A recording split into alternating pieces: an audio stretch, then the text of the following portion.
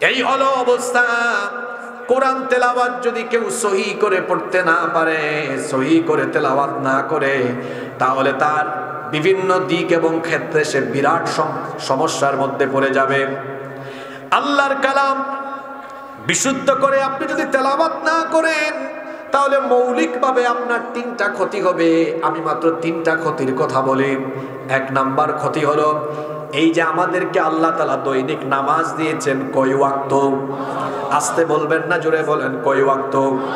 এই নামাজের মধ্যে বিশুদ্ধভাবে তেলাওয়াত যদি আপনি না করেন, আপনার নামাজ নষ্ট হয়ে যাবে। তার মানে আপনার বয়স 40 হলো, 50 হলো, 60 হলো, সারা জীবন ধরে আপনি ভুল উচ্চারণে, ভুল নিয়মে কোরআন পড়েন। এভাবে ভুলভাবে কোরআন তেলাওয়াতের কারণে আপনার নামাজগুলো আল্লাহর দরবারে কবুল হচ্ছে না। মনে রাখবেন, আল্লাহ তাআলা কোয়ান্টিটি চান না, আল্লাহ তাআলা কোয়ালিটি চান। যদি আল্লাহ তাআলা কোয়ান্টিটি চাইতেন, তাহলে আল্লাহ তাআলা সূরা মুলকের মধ্যে আহসানু আমালা শব্দটা দিতেন না।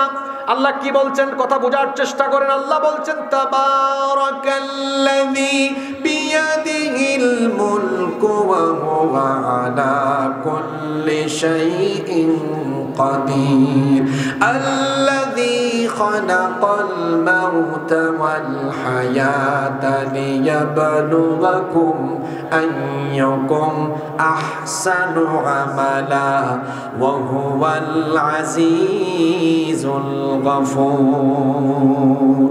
এখানে আলেম উলামা আছেন না? আল্লাহ কি বলছেন? লিয়াবলুয়াকুম আইয়ুকুম আহসানু আমালা। আল্লাহ বলছেন আমি তোমাদের জীবন মৃত্যু দিয়েছি। কেন? এই জীবনটা কেন দিলাম?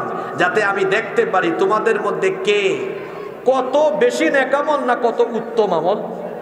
যদি আল্লাহ বলতেন কে কত বেশি, তাইলে আরবি শব্দ আসতো আকসারু আমালা।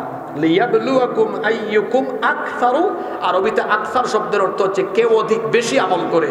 কিন্তু আল্লাহ তাআলা আকসার, বেশি পরিমাণে ইবাদত চান না। আল্লাহ বলছেন আহসানু আমালা, কে কত কোয়ালিফাইড, সুন্দর, উত্তম আমল করতে পারে, আল্লাহ এটা দেখতে চান। সুবহানাল্লাহ। ইন্নাল হামদালিল্লাহিল্লাযী বিনি'মাতিহি তাতিম্মুস সালিহাত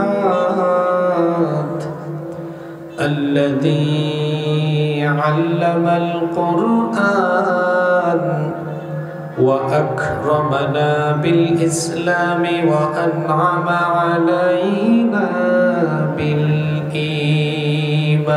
بالإيمان نستغفره ونتوب إليه وأشهد أن لا إله إلا الله وحده لا شريك له وأشهد أن سيدنا وسندنا وحبيبنا وطبيبنا وطبيب أرواحنا محمدا عبد الله ورسوله أرسله بالحق بشيرا ونذيرا وداعيا إلى الله بإذنه وسراجا وقمرا منيرا أما بعد فقد قال الله تعالى في كلامه المجيد وفي فرقانه الحميد সওয়াবের নিয়তে আমার সাথে আপনারা তিলাওয়াত করেন। আউযু বিল্লাহি মিনাশ শাইতানির রাজীম বিসমিল্লাহির রাহমানির রাহিম ইন্নাল্লাহা ওয়া মালাইকাতাহু ইউসাল্লুনা আলান নাবিয়্যি ইয়া আইয়ুহাল্লাযীনা আমানু সাল্লু আলাইহি وسلموا تسليما اللهم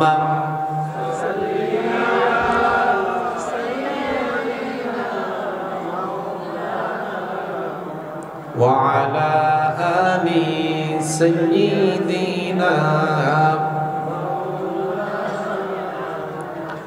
নবীজির উপরে দুরূদ পড়লে লাভ না লস?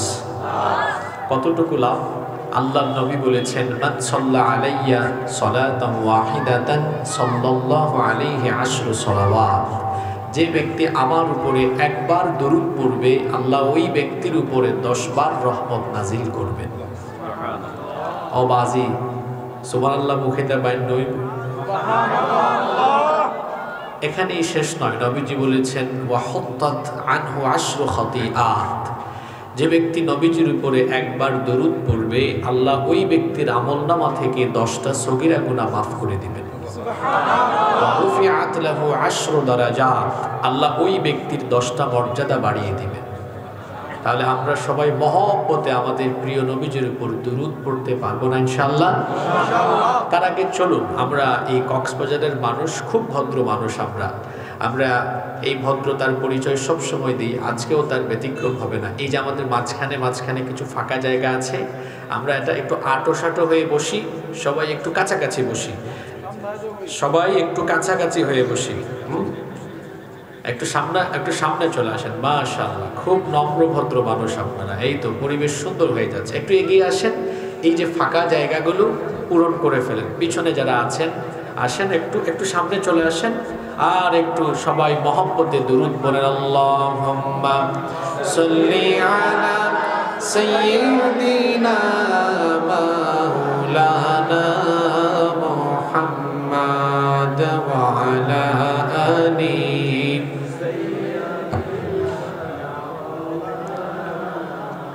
नहीं दो जहां में मिसाले मुहम्मद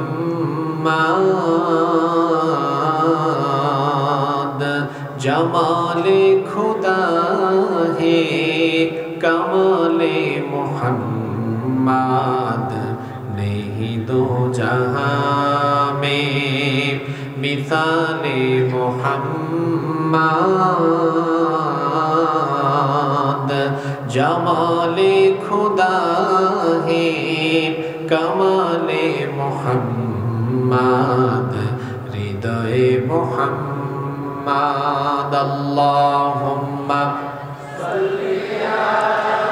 सय्यिदिना मौलाना मुहम्मद व अला आली।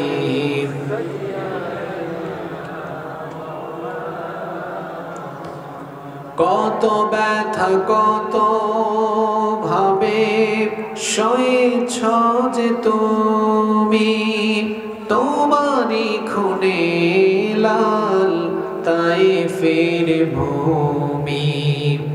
কত ব্যথা কত ভাবে সয়েছ যে তুমি, তোমারই খুনে লাল তায়েফের ভূমি। ফেরেশতা এসে চায় ধ্বংসের হুকুম, লৌহ মাখা মুহাম্মদ প্রাণেতে হাসরাত। হে আল্লাহ দয়া করো এ তায়েফবাসী, ওরা চিনেনি তো আমি যে মুহাম্মদ, হৃদয়ে মুহাম্মদ। আল্লাহুম্মা সাল্লি আলা সাইয়্যিদিনা ওয়া আলা আলি সাইয়্যিদিনা।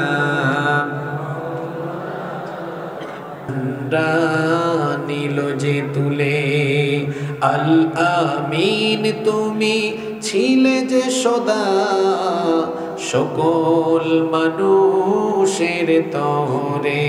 হে রাসূল তোমাকে ভুলি আমি কেমন করে হে রাসূল তোমাকে ভুলি আমি কেমন করে আল্লাহুম্মা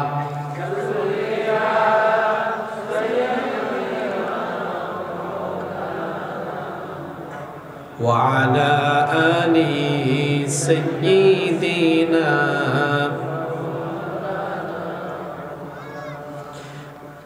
ঐতিহ্যবাহী কক্সবাজার জেলার সদর উপজেলার অন্তর্গত পিএমখালী ইউনিয়নে অবস্থিত তোতকখালী মাঝের পাড়া ইসলামী যুব সমাজের উদ্যোগে আয়োজিত আজকের এই সপ্তম বার্ষিক তাফসিরুল কোরআন মাহফিলের সমাপনী অধিবেশনের মোহতারাম শ্রদ্ধাভাজন সভাপতি বিশিষ্ট আলেমে দ্বীন তোতকখালী মাঝের পাড়া কেন্দ্রীয় জামে মসজিদের সম্মানিত সভাপতি জনাব হযরত মাওলানা নূরুল হক হাইয়াহুল্লাহ ওয়া আতালাল্লাহু আমরাহ ওয়া বারাকাল্লাহু ফি হায়াতিহি ওয়া জাআলাহুল্লাহু মিনাল ইবাদিল মুখলিসিন। আমরা সবাই বলি আমিন।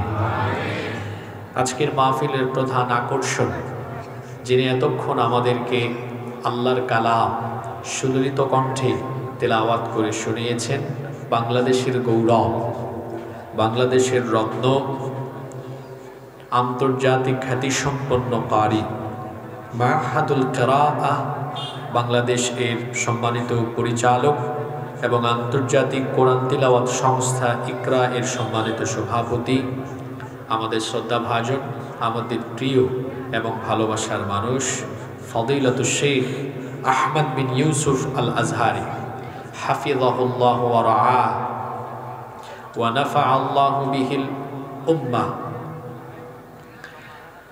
আমরা শেখের জন্য দোয়া করছি, আল্লাহ তাআলা তার কণ্ঠের মধ্যে আরো বেশি বারাকা দান করুন। আরো আসতে বলেন আমিন।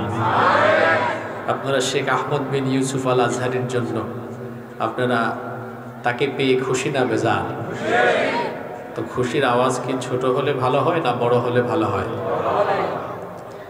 আমরা দোয়া করছি আল্লাহ তাআলা তাকে নেক হায়াত দান করুন এবং এই কণ্ঠের মধ্যে আল্লাহ আরো বেশি বারাকা দান করুন। আমরা বলি আমিন। আজকের মাহফিলে বক্তব্য রেখেছেন বিশিষ্ট আলেমে দ্বীন, বিশিষ্ট ইসলামী চিন্তাবিদ ও শিক্ষাবিদ, অসংখ্য আলেমের উস্তাদ, শাহরবিল আনোয়ারুল উলুম কামিল মাদ্রাসা এর সম্মানিত উপাধ্যক্ষ, আমাদের শ্রদ্ধাভাজন জনাব মাওলানা শফিউল হক জিহাদি সাহেব হাফিজাহুল্লাহু ওয়া রাআহ ওয়া আতালাল্লাহু উমরাহ ওয়া নাফাআল্লাহু বিহিল উম্মাহ ওয়া তাকাব্বালাল্লাহু জুহুদাহু লিখিদমাতিদ দ্বীন। আমরা সবাই বলি আমিন। আজকের মাহফিলে আরো বক্তব্য রেখেছেন মাওলানা সালামতুল্লাহ আশরাফি, মাওলানা সলিমুল্লাহ। আল্লাহ তাআলা সকলকে হায়াতান তাইয়্যিবা সিহহাতান কুল্লিয়া দান করেন, ইলমে আমলে আল্লাহ আমাদেরকে তারাক্কি দান করেন। আমরা সবাই বলি আমিন। উপস্থিত হযরত উলামায়ে কেরাম, উপস্থিত আছেন মঞ্চে এবং মঞ্চের ডানে বামে এই এলাকার সম্মানিত এবং বিশিষ্ট ব্যক্তিবর্গ, আমার সামনে বসা এই এলাকা, পার্শ্ববর্তী এবং দূর দূরান্ত এলাকা থেকে আগত দিনদার, ইমানদার, কোরআন প্রেমিক সম্মানিত মুরব্বিয়ানে আযম, যুগে যুগে আল্লাহর জমিনে আল্লাহর দ্বীন প্রতিষ্ঠায় যারা অগ্রসেনানীর ভূমিকা পালন করেছেন, আমার কলিজার টুকরা প্রিয় যুবক, তরুণ এবং ছাত্র ভাইয়েরা, পর্দার আড়াল থেকে শ্রবণরতা সম্মানিতা মায়েরা, বোনেরা, উপস্থিত মিডিয়ার প্রিয় কর্মী এবং সাংবাদিক ভাইয়েরা, প্রিয় তোতকখালী পিএম খালী তথা আমার প্রিয় কক্সবাজারবাসী, অনারা বেগম কেন আছেন? মাশাআল্লাহ। আমাদের সবাইকে সুস্থতার সাথে বাঁচিয়ে রেখে আজকের এই সুন্দর বরকতময় নান্দনিক এবং জান্নাতি এই আয়োজনে আমাদেরকে শামিল হওয়ার তৌফিক যিনি দান করেছেন, গলার আওয়াজ বড় করে সবাই বলেন তো তিনি কে? সেই মহান রবের জন্য হৃদয়ের সবটুকু ভালোবাসা, আবেগ, অনুভূতিকে উজাড় করে দিয়ে খুশি মনে প্রাণবন্ত আওয়াজে উচ্চ কণ্ঠে কালিমাতুশ শুকর আদায় করে আমরা সকলেই পড়ছি আলহামদুলিল্লাহ। অসংখ্য অগণিত দুরুদ এবং সালাম পেশ করছি খাতামুন নবিয়্যিন, আশরাফুল আম্বিয়া ওয়াল মুরসালিন, রাহমাতাল লিল আলামিন নবিয়ুনা ওয়া সাইয়্যিদুনা ওয়া কুদওয়াতুনা মুহাম্মাদুর রাসূলুল্লাহ সাল্লাল্লাহু আলাইহি ওয়াসাল্লামের প্রতি, যাকে আল্লাহ তাআলা মানব জাতির হেদায়েতের জন্য প্রেরণ করেছেন। আল্লাহুম্মা সাল্লি আলাইহি আল্লাহুম্মা বারিক আলাইহি। সম্মানিত উপস্থিতি, আমার প্রিয় কক্সবাজারবাসী, সময় হলো আমাদের জীবনের সবচেয়ে গুরুত্বপূর্ণ নেয়ামত। যে সময় আমাদের জীবন থেকে চলে যায় তা আর কোনোদিন ফিরে আসে না, ফিরে আসবেও না। এজন্য কোরআনে কারীমের এই বরকতময় মাহফিলে আমরা অপ্রাসঙ্গিক কথা বলে সময়ের বরকত নষ্ট করতে চাই না। সরাসরি আমরা আল্লাহর কালাম থেকে হেদায়েতের নিয়তে কিছু কথা বলতে চাই, শুনতে চাই ইনশাআল্লাহ। আল্লাহ তাআলা আমাদেরকে হেদায়েতের নিয়তে বলার, শোনার তৌফিক দান করেন। আমরা সবাই বলি আমিন। এই যে এতক্ষণ আপনারা সুমধুর কণ্ঠে কোরআন তেলাওয়াত শুনলেন, আপনাদের কাছে খারাপ লাগলো না ভালো লাগলো? হৃদয়ের মধ্যে একটা প্রশান্তির ঢেউ খেললো, তাই না? আমি আসার সময় শুনলাম, আমি নিজেও এসে পুরো তেলাওয়াত বাড়ি থেকে নীরবে শুনেছি, আবার এখানে এসেও 2-3 মিনিট শোনার সুযোগ হলো। আসার সময় দেখলাম আবেগের চোটে আপনারা নিজেকে কন্ট্রোল রাখতে পারেন নাই, তাকবীর দিয়েছেন। এটা হচ্ছে কোরআনের প্রতি আমাদের ভালোবাসা। আল্লাহু আকবার। কোরআনের তেলাওয়াত শুনলে যদি আপনাদের হৃদয়টা এত প্রশান্ত হয়ে যায়, এই কোরআনে আল্লাহ তাআলা আমাদের জন্য যে বিধি বিধান, আইন কানুন দিয়েছেন, এগুলো যদি আমার এলাকায়, সমাজে, দেশে প্রতিষ্ঠিত হয়ে যায়, এই দেশে কোনো অশান্তি থাকবে না। গোটা দেশে শান্তির ফল্লুধারা যিনি নাজিল করবেন তিনি কে? এজন্য কোরআন তেলাওয়াত যেমন দরকার, তেমনি আল্লাহর জমিনে আল্লাহর কোরআনের আইনেরও দরকার আছে না নাই? সম্মানিত ভাইয়েরা, এই কোরআন আমাদের জন্য যিনি নাজিল করেছেন, একটু গলার আওয়াজ বড় করে সবাই বলেন তো তিনি কে? কেন আল্লাহ তাআলা কোরআন নাজিল করেছেন? যেন আমরা রমজান মাসে শুধু কোরআনের খতম দেই, মাঝে মাঝে মৃত মানুষের জন্য একটু খতম দেই, তারপরে কোনো দোকান বা প্রতিষ্ঠান উদ্বোধনের সময় একটু কোরআন তেলাওয়াত যেন করি, আর কোরআন তেলাওয়াত করে একটু ঝাড়ফুঁক বা তাবিজ লিখি। এই জন্য কি আল্লাহ তাআলা কোরআন নাজিল করেছেন? আসতে বলবেন না, জোরে বলেন, এজন্য নাজিল করেছেন। তাহলে প্রশ্ন হতে পারে, কি কারণে রব্বুল আলামিন আমাদের জন্য কোরআন নাজিল করেছেন? কোরআনুল কারীমের 14 নম্বর সূরা, সূরা ইব্রাহিমের শুরুতে আল্লাহ তাআলা বলে দিলেন, আলিফ লাম রা কিতাবুন আনজালনাহু ইলাইকা লিতুখরিজান নাসা মিনায-যুলুমাতি ইলান নূর। আল্লাহ তাআলা বলছেন, ও আমার হাবিব, কিতাবুন আনজালনাহু ইলাইকা, এই কিতাব আমি আপনার উপরে নাজিল করেছি, লিতুখরিজান নাসা মিনায-যুলুমাতি ইলান নূর, যাতে করে আপনি মানুষদেরকে অন্ধকার থেকে আলোর দিকে নিয়ে আসতে পারেন। প্রশ্ন হতে পারে, কিসের অন্ধকার? কুফরির অন্ধকার থেকে মানুষকে ঈমানের দিকে, দালালাত গুমরাহি থেকে মানুষকে হিদায়াতের দিকে, এবং জাহান্নামের পথ থেকে মানুষকে জান্নাতের পথ চিনিয়ে দেওয়ার জন্য কোরআন যিনি নাজিল করেছেন তিনি কে? এই কোরআন এসেছে মানুষকে অন্ধকার থেকে আলোর দিকে, কুফরি থেকে ঈমানের দিকে, গুমরাহি থেকে হেদায়েতের দিকে, এবং জাহান্নাম থেকে মানুষকে বাঁচিয়ে জান্নাতের পথ দেখাতে এই কোরআন নাজিল করেছেন কে? তাহলে আল কোরআনের পথ, এটাই হলো আসল পথ, এটা হলো জান্নাতের পথ। আল কোরআনের পথ, এই পথই আসল পথ। আল কোরআনের পথ, এই পথই আসল পথ। অন্য পথে অন্য মতে নেই যে রহমত। আল কোরআনের পথ, এই পথই আসল পথ। এটা আসল পথ, এটা সোজা পথ, এটা জান্নাতের পথ। এই কোরআনকে আঁকড়ে ধরলে, এই কোরআনকে আঁকড়ে ধরলে, এই কোরআনের সাথে সম্পর্ক স্থাপন করলে কোরআন আপনাকে আল্লাহর জান্নাত পর্যন্ত পৌঁছে দিবে। সবাই সুবহানাল্লাহ বলতে পারলেন না? আচ্ছা, আপনারা সবাই জান্নাত চান কি চান না? কারা কারা জান্নাতে যেতে চান না হাত তুলেন তো। আচ্ছা, এতে কি বোঝা গেল? অসুবিধা নেই, হাসাহাসির জন্য আমি কাজটা করি নাই। এতে বোঝা গেল আমরা লম্বা সময় এখানে বসে থাকতে থাকতে কিছুটা মনোযোগের ঘাটতি দেখা দিয়েছে। যারা হাত তুলছেন লজ্জা পাওয়ার কোনো কারণ নাই। আমাদের আল্লাহ, তিনি আমাদের এমন এক রব, তিনি আমাদের মুখের টানেন না, ভিতরের টানেন। সুবহানাল্লাহ। যারা হাত তুলছেন ভুল করে তুলছেন, তো আল্লাহ এটা নিবেন না। কারণ আল্লাহ জানেন আল্লাহর প্রত্যেকটা গোলাম জাহান্নাম থেকে বাঁচতে চায়। আসলে আমরা সবাই জান্নাতে যেতে চাই, কিন্তু জুসের ঠেলায় হুশ হারাইয়া সবাই ভুল করে হাত তুলে ফেলছে। অসুবিধা নাই, আমরা ভুল করি আর আল্লাহ মাফ করেন। সুবহানাল্লাহ পড়বেন না?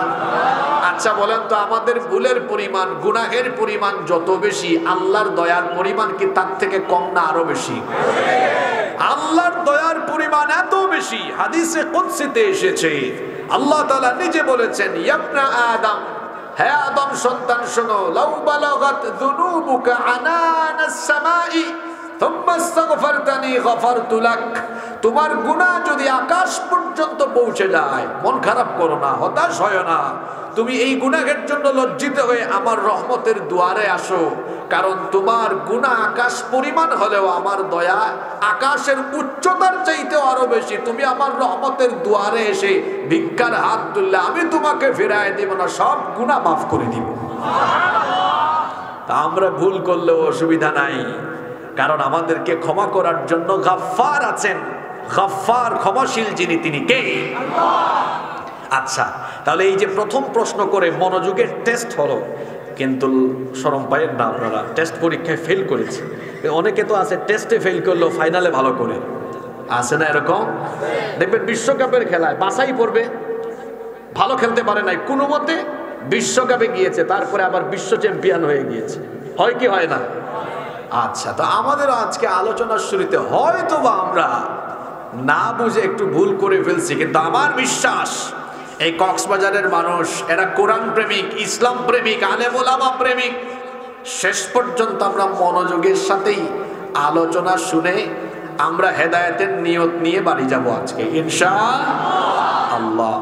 তাহলে কোরআন আমাদেরকে জান্নাতের পথ দেখাবে। আমরা কোরআনের কাছে আসলে কোরআন আমাদেরকে কোন জায়গা পর্যন্ত পৌঁছে দিবে? আসতে বলবেন না, জোরে বলেন, কোন জায়গা পর্যন্ত? আপনারা পুরুষ মানুষ না? আচ্ছা, পুরুষ আর মহিলাদের গলার সাউন্ডের একটু পার্থক্য আছে না নাই?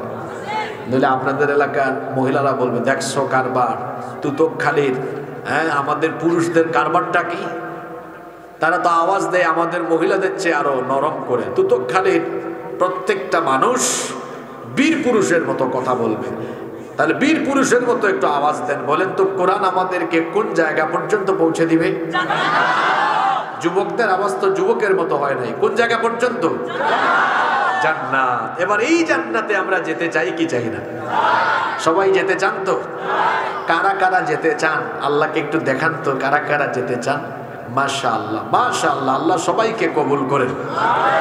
এখন হাত নামান। জান্নাত তো আমার আপনার নানার বাড়িও না, মামুর বাড়িও না যে চাইলেই আমি দৌড় মেরে চলে যেতে পারবো। জান্নাতে যাওয়ার জন্য কোরআনের পথ ধরতে হবে, কারণ এই কোরআন এসেছে আপনাকে জান্নাত পর্যন্ত পৌঁছে দিতে। সুবহানাল্লাহ। আপনি যদি কোরআনকে আঁকড়ে ধরেন, এই কোরআন আপনার জন্য সুপারিশ করবে। কোরআন আপনার জন্য আল্লাহর দরবারে সুপারিশ করবে ততক্ষণ আল্লাহ আপনাকে মাফ করে জান্নাতে দিবেন না যতক্ষণ। সুবহানাল্লাহ। তাহলে আমরা সবাই কোরআনের সুপারিশ চাই কি চাই না? কোরআনের সুপারিশ যদি আমরা পেতে চাই, তাহলে আমাদের প্রতি কোরআনের যে দাবি আছে সেই দাবি পূরণ করতে হবে। আমরা যদি কোরআনের এই দাবিগুলো, কোরআনের হক আদায় করতে পারি, ভয়ের কারণ নাই। এই কোরআন আল্লাহর দরবারে আমাদের পক্ষে দাঁড়িয়ে যাবে, বলবে, আল্লাহ তোমার এই বান্দা তো কোরআনওয়ালা, আজকে আমি তার পক্ষে দাঁড়ালাম, উকালতি করব তার পক্ষে, ততক্ষণ তুমি তাকে মাফ করে দিয়ে জান্নাত দিবে না যতক্ষণ। সুবহানাল্লাহ। তাহলে আমরা এই কোরআনের সুপারিশ পেতে চাই কি চাই না? তাহলে কি করতে হবে? কোরআনের হক আদায় করতে হবে। জোরে বলেন তো, কোরআনের কি আদায় করতে হবে? সবাই বলেন না, কোরআনের কি আদায় করতে হবে? এখন প্রশ্ন হলো বাবারা, প্রিয় ভাইয়েরা, কোরআনের হক কি? আমাদের উপরে কোরআনের মোট হক হলো 9টি। কথা বুঝে থাকলে বলেন তো, আমাদের উপরে কোরআনের হক মোট কয়টি? এই 9টি হক আদায় করবে যারা, কোরআনের সুপারিশ পেয়ে জান্নাতি হয়ে যাবে তারা। সুবহানাল্লাহ। তাহলে এই 9টা হক আদায়ের দরকার আছে না নাই? অবশ্যই। এই 9টা হক আদায় করতে পারলে আমাদেরকে জান্নাত দিয়ে দিবেন কে? চলেন আমরা শুরু করি। 1 নম্বর হক কি? আমাদের উপরে কোরআনের 1 নম্বর হক হলো এই কথা বিশ্বাস করা যে এটা মানুষের লিখিত, মানুষের রচিত বা আলেম ওলামাদের প্রণীত কোনো কিতাব নয়, বরং কোরআন এসেছে যার তরফ থেকে। জোরে বলেন তো, তিনি কে? আল্লাহ রাব্বুল আলামিন বলছেন, তানজিলাম মিম্মান খালাকাল আরদা ওয়াস সামাওয়াতিল উলা। তোমাদের মাথার উপরের সুউচ্চ আকাশ আর পায়ের তলার বিস্তৃত এই জমিন সুন্দর করে সৃষ্টি করেছেন যিনি, এই কোরআন তোমাদের জন্য নাজিল করেছেন তিনি। তাহলে কোরআন এটা মানুষের লেখা নয়, মানুষের রচিত নয়, বরং কোরআন হলো কালামুল্লাহ। কোরআন কার বাণী? আস্তে বলবেন না, জোরে বলেন, কোরআন কার বাণী? এটা রাসূলেরও বাণী নয়, কারণ আল্লাহ কোরআনে বলেছেন, ওয়া মা ইয়ানতিকু আনিল হাওয়া ইন হুয়া ইল্লা ওয়াহয়ুন ইউহা। আমার নবী তার নিজে থেকে বানিয়ে বানিয়ে এই কোরআন বলেন না, মনোবৃত্তির কামনা বাসনার অনুসরণ করে তিনি কিছু বলেন না, বরং নবী তাই বলেন, ওহী হিসাবে তার কাছে যা এসেছে তাই তিনি বলেন। আর আল্লাহ নবীর কাছে এই ওহী যিনি পাঠান, গলার আওয়াজ বড় করে বলেন, তিনি কে? আমাদের উপরে কোরআনের 1 নম্বর হক হলো আমরা এই কোরআনের উপর ঈমান আনবো যে এটা হলো আল্লাহর বাণী। শুধু এতটুকুতে ঈমান আনলে চলবে না, বরং এর পাশাপাশি এই ঈমান থাকবে আমার জন্মের পর থেকে মৃত্যু পর্যন্ত আমার জীবনের সকল দিক এবং বিভাগ পরিচালনার জন্য এই কোরআনকে আইনের কিতাব, আমার জীবনের সংবিধান হিসেবে যিনি নাজিল করেছেন, জোরে বলেন, তিনি কে? এই কোরআন হলো এমন কিতাব, আমার জীবনে যা দরকার সব এই কোরআনে আছে না নাই? এজন্য আল্লাহ বলেছেন, মা ফাররাতনা ফিল কিতাবি মিন শাই। কোনো কিছুই আমি এই কিতাবে বাদ দেই নাই। তুমি তোমার নিজের ব্যক্তিগত জীবন কিভাবে পরিচালনা করবে, তোমার পরিবার কেমনে চালাবে, সমাজ কেমনে চালাবে, দেশ কেমনে চালাবে, সব কিছুই কোরআনের ভেতরে আছে না নাই? তাহলে আমাদের উপরে কোরআনের 1 নম্বর হক হলো পরিপূর্ণ আস্থা বিশ্বাস এই ক্ষেত্রে রাখা যে আল্লাহর কোরআন আমার জীবনের সকল দিক এবং বিভাগে পরিচালনার জন্য যথেষ্ট। আমার জন্য আল্লাহর আইন ছাড়া অন্য কোনো আইন কল্যাণকর হতে পারে না। আপনার ইমানে যেন কোনো ত্রুটি বিচ্যুতি না থাকে, কারণ আমার আপনার সমাজে এমন বহু মানুষ আছে যারা কোরআনকে শুধু তেলাওয়াতের কিতাব হিসাবে গ্রহণ করেছে, ঝাড়ফুঁক তাবিজের কিতাব আর খতমের কিতাব হিসাবে গ্রহণ করেছে। তারা এই কোরআনকে সমাজ এবং রাষ্ট্র পরিচালনার সংবিধান হিসাবে গ্রহণ করতে পারে নাই। এই জন্য দেখবেন তারা কোরআনকে তিলাওয়াতে সীমাবদ্ধ রাখে, কিন্তু কোরআনে কারীমের আইন বাস্তব জীবনে তারা মানে না। দেখবেন ব্যবসা প্রতিষ্ঠান উদ্বোধনের আগে কোরআন থেকে তেলাওয়াত করে হুজুর ডেকে এনে তিলাওয়াতের মাধ্যমে উদ্বোধন করায়, কিন্তু সুদের টাকা দিয়া, ঘুষের টাকা দিয়া ব্যবসা প্রতিষ্ঠান উদ্বোধন করে ওজনে কম দিয়া মিথ্যার ধোঁকাবাজির আশ্রয় নিয়ে ব্যবসা প্রতিষ্ঠান চালায়। এরকম টাকা আমার সমাজে আছে না নাই? কোরআনকে তেলাওয়াতে রাখলো, কিন্তু কোরআনের কোনো আইন তার ব্যবসায়িক জীবনে। বিবাহ শাদীতে বিয়ের দিন দেখা যায় হুজুর ডেকে এনে বিয়ের খুতবা দেয়, আর হুজুর খুতবা পড়তে গিয়ে কোরআনের আয়াত তেলাওয়াত করেন, কিন্তু সেই বিয়ে বাড়িতে আগের রাতে গায়ে হলুদের নামে নারী পুরুষ একত্রিত হয়ে অশ্লীল নাচ গান বাজনার আয়োজন করেছে, আবার বিয়ের পরে কোরআন বিরোধী অনেক কাজও করেছে। আবার দেখা যায় ওই বিয়েতে কোরআনও তেলাওয়াত হয়, আগে পরে কোরআন বিরোধী কাজও হয়। এই রকম আমার সমাজে আছে না নাই? সংসদ অধিবেশন আরম্ভ হওয়ার আগে কোরআন থেকে তেলাওয়াত হয়, কিন্তু কোরআন তেলাওয়াতের পরে যেই সংসদের অধিবেশন আরম্ভ হয় ওই সংসদে আবার কোরআন বিরোধী আইন পাশ হয়। এই রকম করে মুসলমান কোরআনকে তিলাওয়াতে সীমাবদ্ধ রেখে জীবনের সব জায়গায় কোরআনের বিরুদ্ধাচরণ করে যারা মুসলিম নয়, ইমানদার নামের খাঁটি মুনাফিক হলো তারা। এইরকম ইমান আনলে চলবে না। ইমান এনেছে কয় শুধু তিলাওয়াত করো, খতম করো। তার নেতা নেত্রীর জন্য দেখা যায় তিলাওয়াত করায়, খতম করায়, আবার লম্বা লম্বা বক্তব্য দেয়, বলে কোরআনের সাথে রাজনীতির কোনো সম্পর্ক নাই। যে বলবে কোরআনের সাথে রাজনীতির সম্পর্ক নাই, ওই বেটার ইমান নাই। তাকে আবার নতুন করে ইমান আনতে হবে, কারণ কোরআনের ভেতরে কোনো কিছু বাদ নাই, সব এই কোরআনে আছে না নাই? আমার আপনার উপরে কোরআনের 1 নম্বর হক হলো এটা বিশ্বাস করা যে আমার জীবনের সব কিছু এই কোরআনে আছে না নাই? জোরে বলতে হবে আছে না নাই? এই বিশ্বাস কি আপনাদের আছে? জোরে বলেন আছে? নাম্বার 2, মিলান তো দেখি আজকে কয়টা আছে আর কয়টা নাই। আমাদের প্রতি কোরআনের 2 নম্বর হক, 2 নম্বর অধিকার, 2 নম্বর দাবি হলো আল্লাহর এই কিতাবকে বিশুদ্ধভাবে তিলাওয়াত করতে জানা। কোরআনে কারীমে সর্বপ্রথম যে শব্দ নাজিল হয়েছে সেটা কি নামাজের আয়াত? আপনারা আমার কথা বুঝেন নাই? কোরআনের সর্বপ্রথম যে শব্দ নাজিল হয়েছে সেটা কি নামাজের ব্যাপারে? সেটা কি রোজার ব্যাপারে? যাকাতের ব্যাপারে? হজের ব্যাপারে? ইকরা, সবাই বলেন প্রথম নাজিল হওয়া শব্দটা কি? কেউ চুপ থাকবেন না, বলেন প্রথম নাজিল হওয়া শব্দটা কি? ইকরা। ইকরা শব্দের অর্থ কি? রিড, পড়ো। তাহলে আল্লাহ তাআলা কোরআনের প্রথম শব্দ নাজিল করে আপনাদেরকে, আমাদেরকে কি আদেশ দিলেন? এই কিতাব কি করতে? জোরে বলতে হবে, কি করতে? এখন কেমনে পড়বেন? আপনার যেমনে মন চায় তেমন করে? জোরে বলেন, যেভাবে ইচ্ছা তেমন করে? আচ্ছা, আপনি যদি বাংলা বিশুদ্ধভাবে প্রমিত বাংলা বলতে না পারেন, ফেরেশতা কি গুনাহ লিখবে নাকি? আপনারা আমার কথা বুঝেন না? মনে করেন আপনি প্রমিত বাংলা বলতে যাই আটকায় যান, মাঝে মাঝে কিছু চিটাঙ্গা ভাষাও ঢুকে যায়, তো কোনো অসুবিধা আছে? ফেরেশতা কোনো গুনাহ লিখবে? হয়তো অন্য ডিস্ট্রিক্টের মানুষ শুনে কি করবে? একটু হাসবে। যেমন আপনাদের বাড়ি কক্সবাজারে, এই কক্সবাজার চট্টগ্রামের ভাষা, আমার বাড়ি সিলেটে, সিলেটের ভাষা, বাংলাদেশে এই 2 অঞ্চলের মানুষের ভাষা খুব সাংঘাতিক। যদি এই 2 অঞ্চলের মানুষ কথা বলে, বাকিরা ব্যাককলের মতো তাকায় থাকবে, কি বলে? চট্টগ্রামে কক্সবাজারে আসতে বলবে বাজি কেন আছো, কম আসনি, হড়ে বাড়ি হটে, তাই না? অন্যরা বুঝবে না এটা। আমাদের সিলেটে গেল বুঝবে না, কিতাব হিসাব বালানি আউকা খাউকা বউকা যাউকা। 2 অঞ্চলের মানুষের ভাষা খুব সাংঘাতিক। এজন্য দেখা যায় এই 2 অঞ্চলের মানুষ বেশিরভাগের ক্ষেত্রে, এই 2 অঞ্চলে অনেক উচ্চশিক্ষিত মানুষ এমন আছে, উচ্চশিক্ষিত হওয়ার পরেও প্রমিত বাংলা বলতে গেলে তার আঞ্চলিক ভাষার একটা টান মারে। কি বলেন, আছে না এরকম?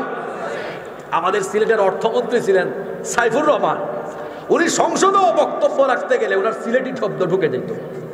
আপনাদের এই চট্টগ্রামেও দেখবেন অনেক রাজনৈতিক নেতা আছে, আছে না?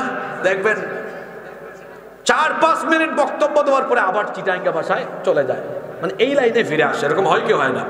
তো আপনি প্রমিত বাংলা বলতে গেলে যদি ভাষার ভেতরে আঞ্চলিকতার মিশ্রণ ঘটে, সর্বোচ্চ মানুষ একটু মজা পাবে, কিন্তু গুনাহ হওয়ার কোনো সম্ভাবনা নাই। কিন্তু আমার বাবারা, আমার প্রিয় যুবক ভাইয়েরা, কোরআন অশুদ্ধ উচ্চারণে পড়লে এটা হাসাহাসিতে সীমাবদ্ধ থাকে না, এটা গুনাহের পর্যায়ে চলে যায়। কিসের পর্যায়ে চলে যায়? রুব্বা কারিউল কুরআন ওয়াল কুরআনু ইয়ালআনুহু। কোরআনের এমন বহু তিলাওয়াতকারী, বহু পাঠক আছে, এরা যখন কোরআন তিলাওয়াত করে কোরআন তাদেরকে লানত দেয়। কোরআন তাদেরকে কি দেয়? কিন্তু আপনারা তো জানেন কোরআন তেলাওয়াতে সওয়াব হয়। যে আমার আগে শেখ আহমদ বিন ইউসুফ আল আজহারি হাফিজাহুল্লাহ, তিনিও তার খুতবার ভেতরে হাদিসটা পড়েছেন, আমি এসে শুনলাম, মান ক্বারাআ হারফাম মিন কিতাবিল্লাহ ফালাহু বিহি হাসানাহ। যে ব্যক্তি আল্লাহর কালাম, আল্লাহর কিতাব থেকে একটা অক্ষর তেলাওয়াত করবে, প্রতি অক্ষরের বিনিময়ে তার আমলনামায় 10টা নেকি দান করবেন কে? আলিফ লাম মিম। এখানে আছে কয়টা অক্ষর? জোরে বলেন কয়টা? আলিফ একটা অক্ষর, লাম একটা অক্ষর, মিম একটা অক্ষর। যখন কেউ শুধু বলবে আলিফ লাম মিম, বলার সঙ্গে সঙ্গে আল্লাহ তার আমল নামায় 3 দশে 30টা নেকি দিয়ে দিবে। তাহলে বোঝা গেল কোরআন বিশুদ্ধ করে উচ্চারণ করলে প্রতি হরফে নেকি পাওয়া যায়। কত করে? আরো জোরে বলেন কত করে? কিন্তু অশুদ্ধ করে যদি আপনি কোরআন পড়েন, নেকির পরিবর্তে কোরআন আপনাকে লানত দিবে। ও আমার বাবারা, আমার শ্রদ্ধেয় বাবারা, আমার প্রিয় যুবক ভাইয়েরা, আমরা কি কোরআন ভুল উচ্চারণে পড়ে আমরা কি কোরআনের লানত পেতে চাই নাকি? আস্তে বলবেন না, জোরে বলেন, আমরা কি কোরআনের লানত পেতে চাই নাকি? তাহলে কোরআনের লানত থেকে আমরা যদি বাঁচতে চাই, এই কোরআনকে কিভাবে পড়তে হবে? রব্বুল আলামিন কোরআনে কারীমের 73 নম্বর সূরা সূরা মুজাম্মিলের 4 নম্বর আয়াতে বলেছেন, ওয়ারাত্তিলিল কুরআনা তারতিলা।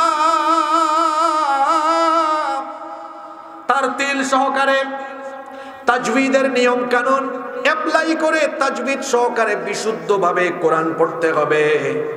এই হুকুমটা কি দুনিয়ার কোন আলেম ওলামার নাকি আল্লাহর? আস্তে বলবেন না, জোরে বলেন, হুকুমটা কার? কিন্তু আমাদের জীবনে বড় দুর্ভাগ্য, আমাদের বয়স তো কম হলো না, আমরা তো দাবি করি বাংলাদেশে 90% মানুষ হলো মুসলমান।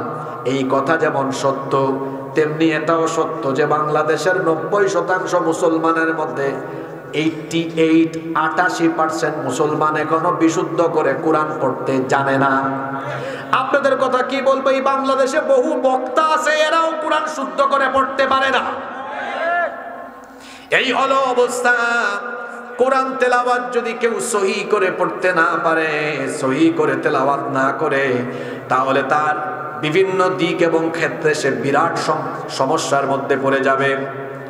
আল্লাহর কালাম বিশুদ্ধ করে আপনি যদি তেলাওয়াত না করেন, তাহলে মৌলিকভাবে আপনার 3টা ক্ষতি হবে। আমি মাত্র 3টা ক্ষতির কথা বলি।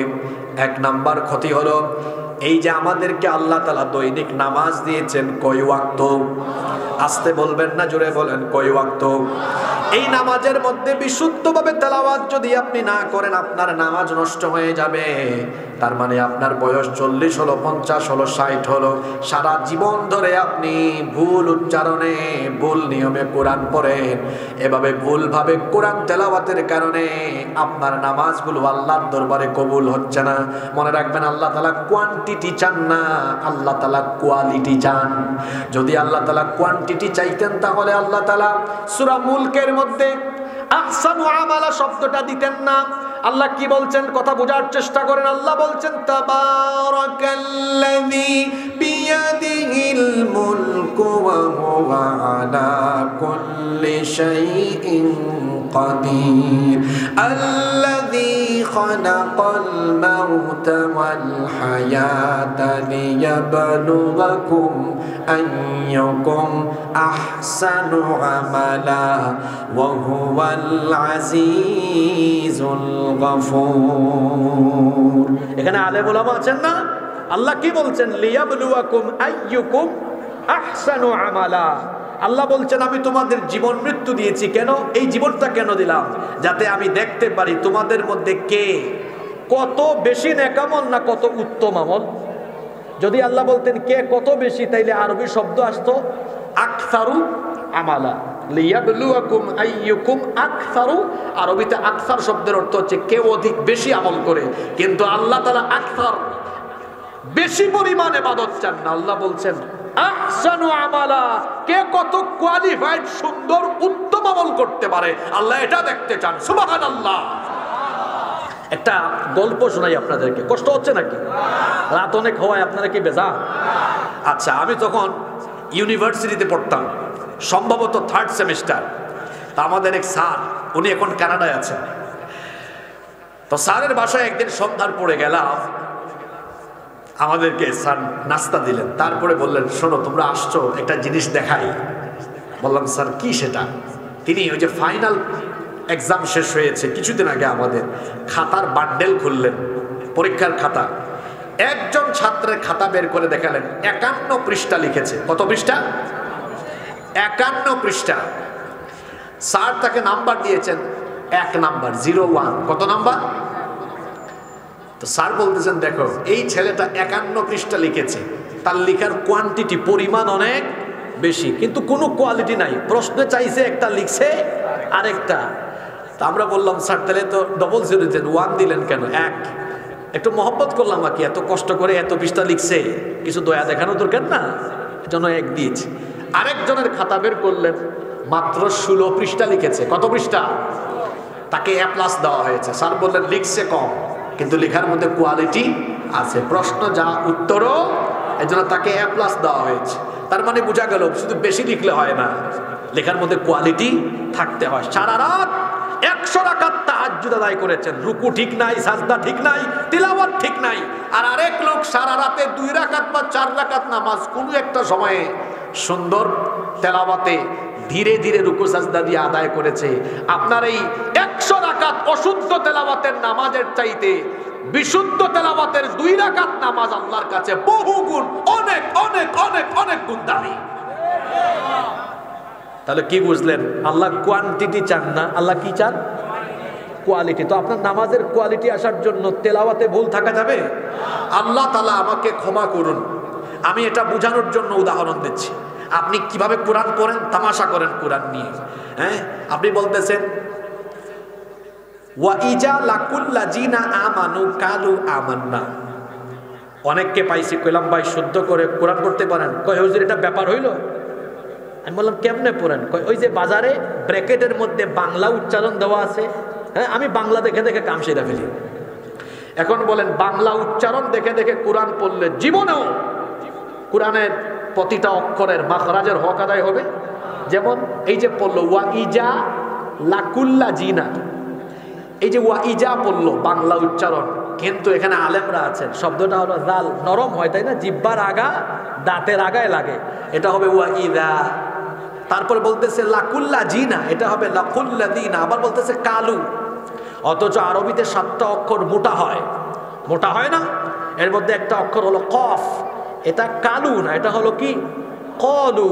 এটা বাংলায় উচ্চারণ করা সম্ভব? এভাবে অক্ষরে অক্ষরে ভুল পড়ে আর তার নামাজ নষ্ট করে, এভাবে করে আমাদের নামাজ যাচ্ছে। ও আমার শ্রদ্ধেয় চাচারা, আমার যুবক ভাইয়েরা, পর্দার আড়ালে থাকা মা বোনেরা, এভাবেই কি আপনারা আপনাদের সারা জীবনের নামাজ নষ্ট করবেন? আর এভাবেই কি আপনারা কোরআন ভুল করে তেলাওয়াত করে করে এভাবেই কি আল্লাহর সামনে যাবেন? না তার আগেই হায়াত থাকাকালীন কোরআন শুদ্ধ করে পড়া শেখা দরকার? কথা তো বললেন না। কোরআন বিশুদ্ধ করে শিখা নফল না ফরজ? হ্যাঁ, কথা কে বললেন না আপনারা? কোরআন বিশুদ্ধ করে তিলাওয়াত করা নফল না ফরজ? নফল না ফরজ? ও কখন এবিসিডি শিখবেন, পরে আলিফ বা তা শিখবেন সবার আগে। কিন্তু আপনারে কেমন জীবন? হ্যাঁ, বয়স তো কম হইল না, আপনি তো আউযুবিল্লাহ বিসমিল্লাহ শুদ্ধ করে পড়তে পারেন না। এভাবেই কি আল্লাহর দরবারে চলে যাবেন? এভাবেই যদি আল্লাহর দরবারে চলে যান, ভয়ঙ্কর পরিণতি, ভয়ঙ্কর পরিস্থিতির সম্মুখীন আপনাকে হতে হবে।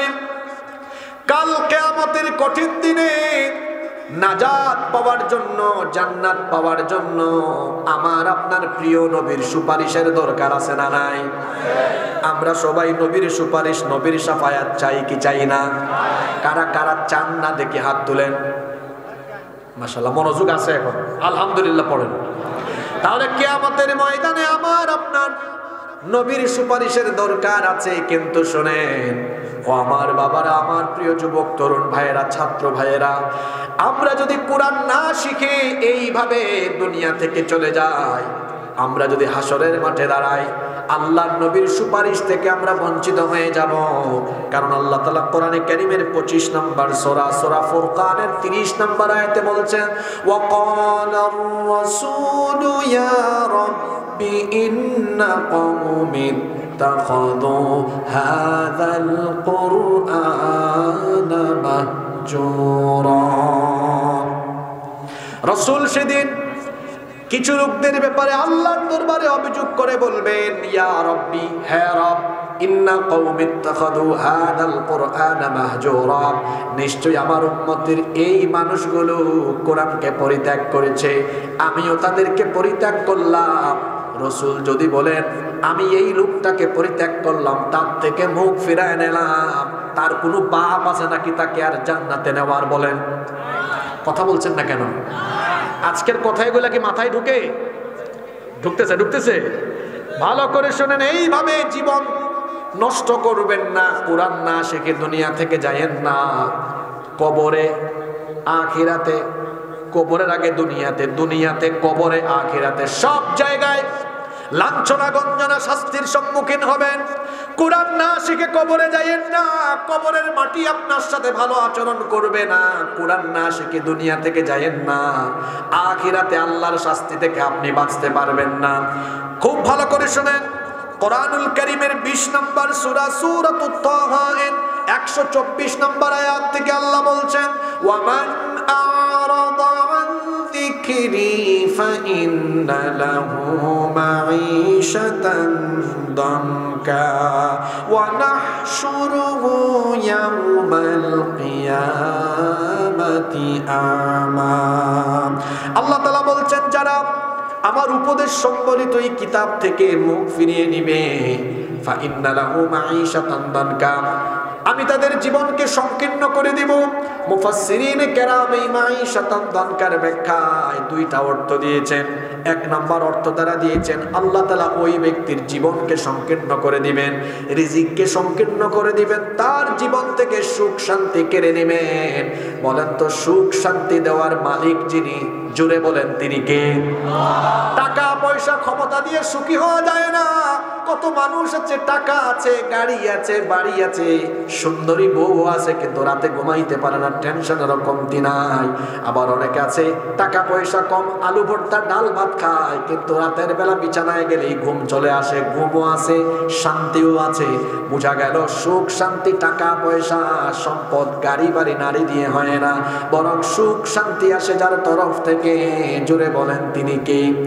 সেই আল্লাহ বলছেন, শোনো বান্দা, তুমি যদি তোমার জীবন থেকে কোরআনকে তুমি মাইনাস করো, কোরআন যদি না শেখো, কোরআন যদি না বুঝো, না মানো, আমি আল্লাহ তোমার জীবনের সুখ শান্তি কেড়ে নিব।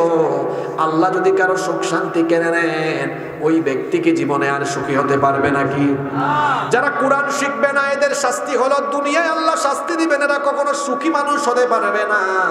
মাঈশাতান দানকার ব্যাখ্যায় মুফাসসিরিনে কেরাম 2 নাম্বার ব্যাখ্যা দিয়েছেন, ওই ব্যক্তির কবরের জীবনটাকে সংকীর্ণ করে দিবেন কে?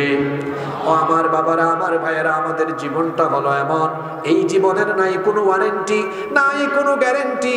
কে কখন আমরা দুনিয়া থেকে চলে যাব আমরা কেউ জানি না। বলেন তো, আমরা কে কখন কোন দিন কোন সময় মারা যাব এইটা কি আমরা জানি নাকি?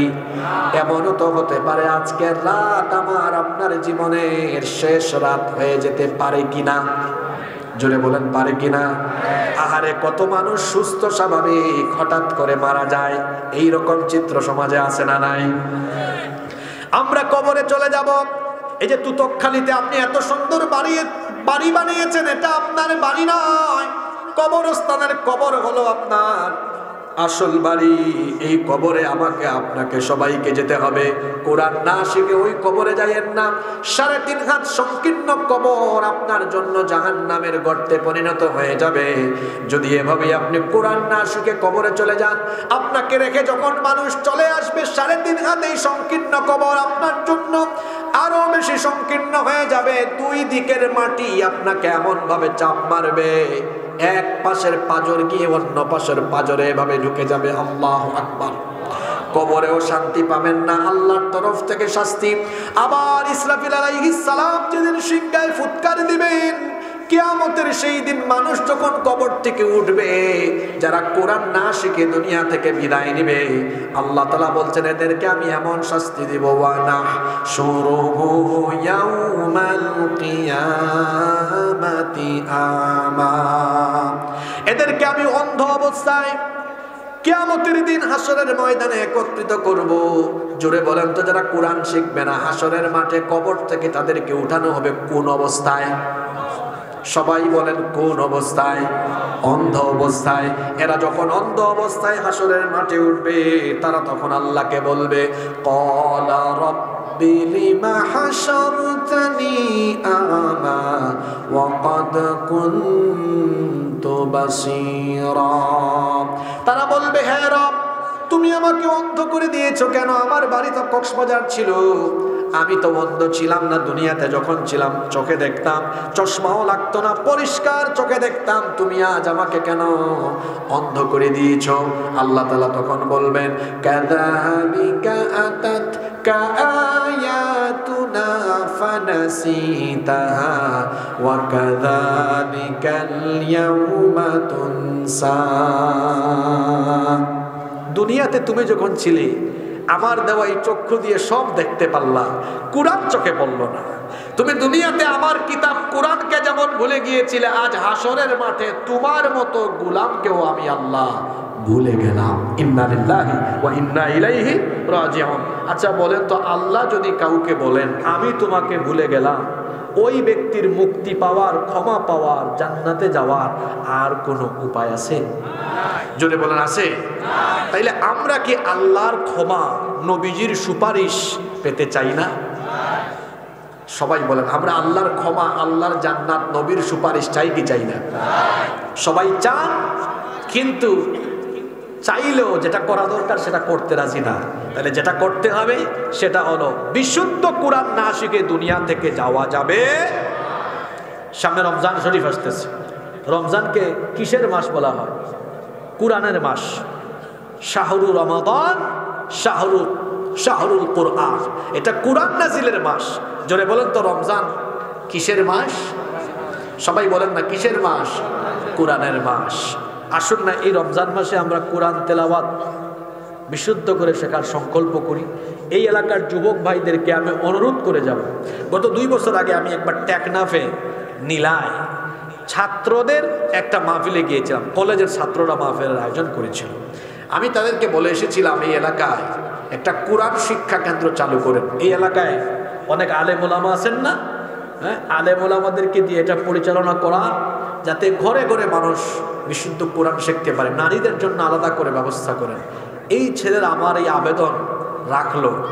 পরবর্তী বছর তারা আমাকে বলল, হুজুর, এই একটা কোরআন শিক্ষা কেন্দ্র চালু করার পরে শত শত যুবক, শত শত বয়স্ক চাচারা বিশুদ্ধ কোরআন শিখতে পেরেছেন। আলহামদুলিল্লাহ। এই যে বছরে আজকে একদিন আপনারা মাহফিলের আয়োজন করলেন, আমার মিসবাহ ভাই সহ আরো অনেক যুবকরা কষ্ট করলেন, কোরআন যে আপনারা একদিন মাহফিলের আয়োজন করলেন, এই কি আপনাদের দায়িত্ব শেষ হয়ে গেল? জোরে বলেন, শেষ হয়ে গেল না। কোরআন বিশুদ্ধ করে শেখার জন্য একাডেমিক ওয়েতে আপনাকে কোরআন শিখতে হবে। উস্তাদ লাগবে, উস্তাদ লাগবে, নইলে আপনি কোরআন শিখতে পারবেন না। তাহলে আমরা তো সবাই জান্নাত চাই, কোরআনের সুপারিশ চাই। আমি আলোচনার শুরুতে বলেছিলাম, কোরআনের সুপারিশ, আল্লাহর জান্নাত পেতে হলে কোরআনের হক আদায় করতে হবে। আর আমাদের উপরে কোরআনের 2 নম্বর হক হলো কোরআনকে বিশুদ্ধ করে তেলাওয়াত শিখতে হবে। আসুন না আমরা এই সিদ্ধান্ত নেই যে আমরা যা ভুল করার করে ফেলেছি এতদিন। অনেকে এখনো আমরা শিখি নাই, লজ্জা নাই। জ্ঞান অর্জনে, শিক্ষা অর্জনে কোনো কি নাই, লজ্জা নাই। আল্লাহ রসুলের অনেক সাহাবীরা ইসলাম গ্রহণ করেছেন 25, 30, 35, 40, 42, 45 বছর বয়সে, কিন্তু কোরআন তারা শিক্ষা করেছেন এই বয়সে। লজ্জা পেয়েছেন? জোরে বলেন, লজ্জা পেয়েছেন? কোন কোন সাহাবী কোরআনের এত মজা পাইছেন, কোরআন শিখতে কি জুড়ে জুড়ে চিল্লায় চিল্লায় পড়তেন। ওই যে আব্দুল্লাহ জুলবাজাদাইনের ঘটনা আপনারা জানেন, চিল্লাই চিল্লাই কোরআন পড়তেন, বাকিদের ডিস্টার্ব হইতো। এসে বলতেন তারা, আল্লাহ নবী সে যে কোরআনে তো জুড়ে জুড়ে পড়ে, আমাদের তো ডিস্টার্ব হয়। আল্লাহ রসুল বললেন, চুপ করো তোমরা, তাকে জুড়ে জুড়ে চিল্লাইয়া কোরআন পড়তে দাও, কারণ কোরআন তেলাওয়াতে সে মজা পায়, তার ইমানেরও বড় দাম আছে। সুবহানাল্লাহ। কোরআন তেলাওয়াতে মজা আছে না নাই? এই যে আমার আগে তেলাওয়াত হলো, 30-40 মিনিট শুনলেন, খারাপ লাগলো না মজা লাগলো? কারণ তিনি শুদ্ধভাবে, বিশুদ্ধভাবে, বিশুদ্ধ রেওয়ায়াতে কোরআন তেলাওয়াত করেছেন বলে শুনতে মজা আছে। আমাদের উপরে কোরআনের 2 নম্বর হক হলো আমরা বিশুদ্ধ করে কোরআন শিখবো। এই সিদ্ধান্ত আজকে কি আমরা সবাই একসাথে নিতে পারি? ইনশাআল্লাহ নামাজ তো ছোট হলো, আমরা বিশুদ্ধ করে কোরআন শিখবো তো। তো যারা বিশুদ্ধ করে কোরআন শিখি নাই রাগ করবেন না আপনারা, তার মানে আমি আপনি এখনো 2 নাম্বার হক ও কোরআনের আদায় করতে পারি নাই, জান্নাতে যাওয়ার আশা করে বসে আছি। আমি তো আগেই বলেছি কোরআনের প্রথম শব্দ হলো ইকরা, পড়ো, পড়তে হবে। পড়ালেখা ছাড়া ভালো মুসলমান হওয়া যায়? 3, আমাদের উপরে কোরআনের 3 নাম্বার হক হলো আপনি বিশুদ্ধ করে কোরআন তেলাওয়াত শেখার পরে এবার আপনার উপর কোরআনের হক, কোরআনের অধিকার, দাবি হলো আপনি এবার বেশি বেশি কোরআন তেলাওয়াত করবেন, কোরআন তেলাওয়াত শুনবেন। কারণ কোরআন তেলাওয়াত করলে পরে মনের দুশ্চিন্তা থাকে না, টেনশন থাকে না। সকল দুশ্চিন্তা পেরেশানি টেনশন যিনি দূর করে দেন, জোরে বলেন তিনি কে? এজন্য বিপদে মুসিবতে পড়লে বেশি বেশি কোরআন তেলাওয়াত করবেন। মন খারাপ হলে কোরআন তেলাওয়াত করতে বসে যাবেন, দেখবেন অন্তরের মধ্যে প্রশান্তি ফিল করবেন। যখন আপনার মনটা খারাপ লাগে ওযু করে কোরআন তেলাওয়াতে বসে যান, দেখবেন অন্যরকম একটা প্রশান্তি আপনার অন্তরে যিনি তৎক্ষণাৎ নাজিল করে দিবেন তিনি কে? আর কোরআন তেলাওয়াত করলে মানুষের ঈমান বাড়ে না কমে? ওয়া ইযা তুলিয়াত আলাইহিম আয়াতুহু যাদাতহুম ঈমানা, যখন মুমিনদের সামনে কোরআন তেলাওয়াত করা হয় তাদের ঈমান আরো বাড়ে। এজন্য ঘরের মধ্যে বেশি বেশি কোরআন তেলাওয়াত করবেন। আল্লাহর নবী বলেছেন লা তাজআলু বুয়ুতাকুম মাকাবির, তোমাদের ঘরকে তোমরা কবর বানিয়ে ফেলো না, ঘরের মধ্যে বেশি বেশি কোরআন তেলাওয়াত করো। যে ঘরের মধ্যে কোরআন তেলাওয়াত হয় যত বেশি, সেই ঘরে আল্লাহর রহমত এবং বরকত আসে কম না বেশি? তা আমাদের ঘরের মধ্যে আমরা রহমত এবং বরকত চাই কি চাই না? এজন্য আমি আপনাদেরকে সহ মা বোনরা সহ সবাইকে অনুরোধ করব, প্রত্যেক দিন ফজরের নামাজ আদায় করার পরে আমাদের বাড়িতে যেন কোরআন তেলাওয়াত হয়। কারণ ফজরের পরে যখন এই বাড়িতে কোরআন তেলাওয়াত হবে, এই বাড়িতে কোনো শয়তান থাকতে পারবে না, শয়তান জিন ভূত আস্তানা করতে পারবে না।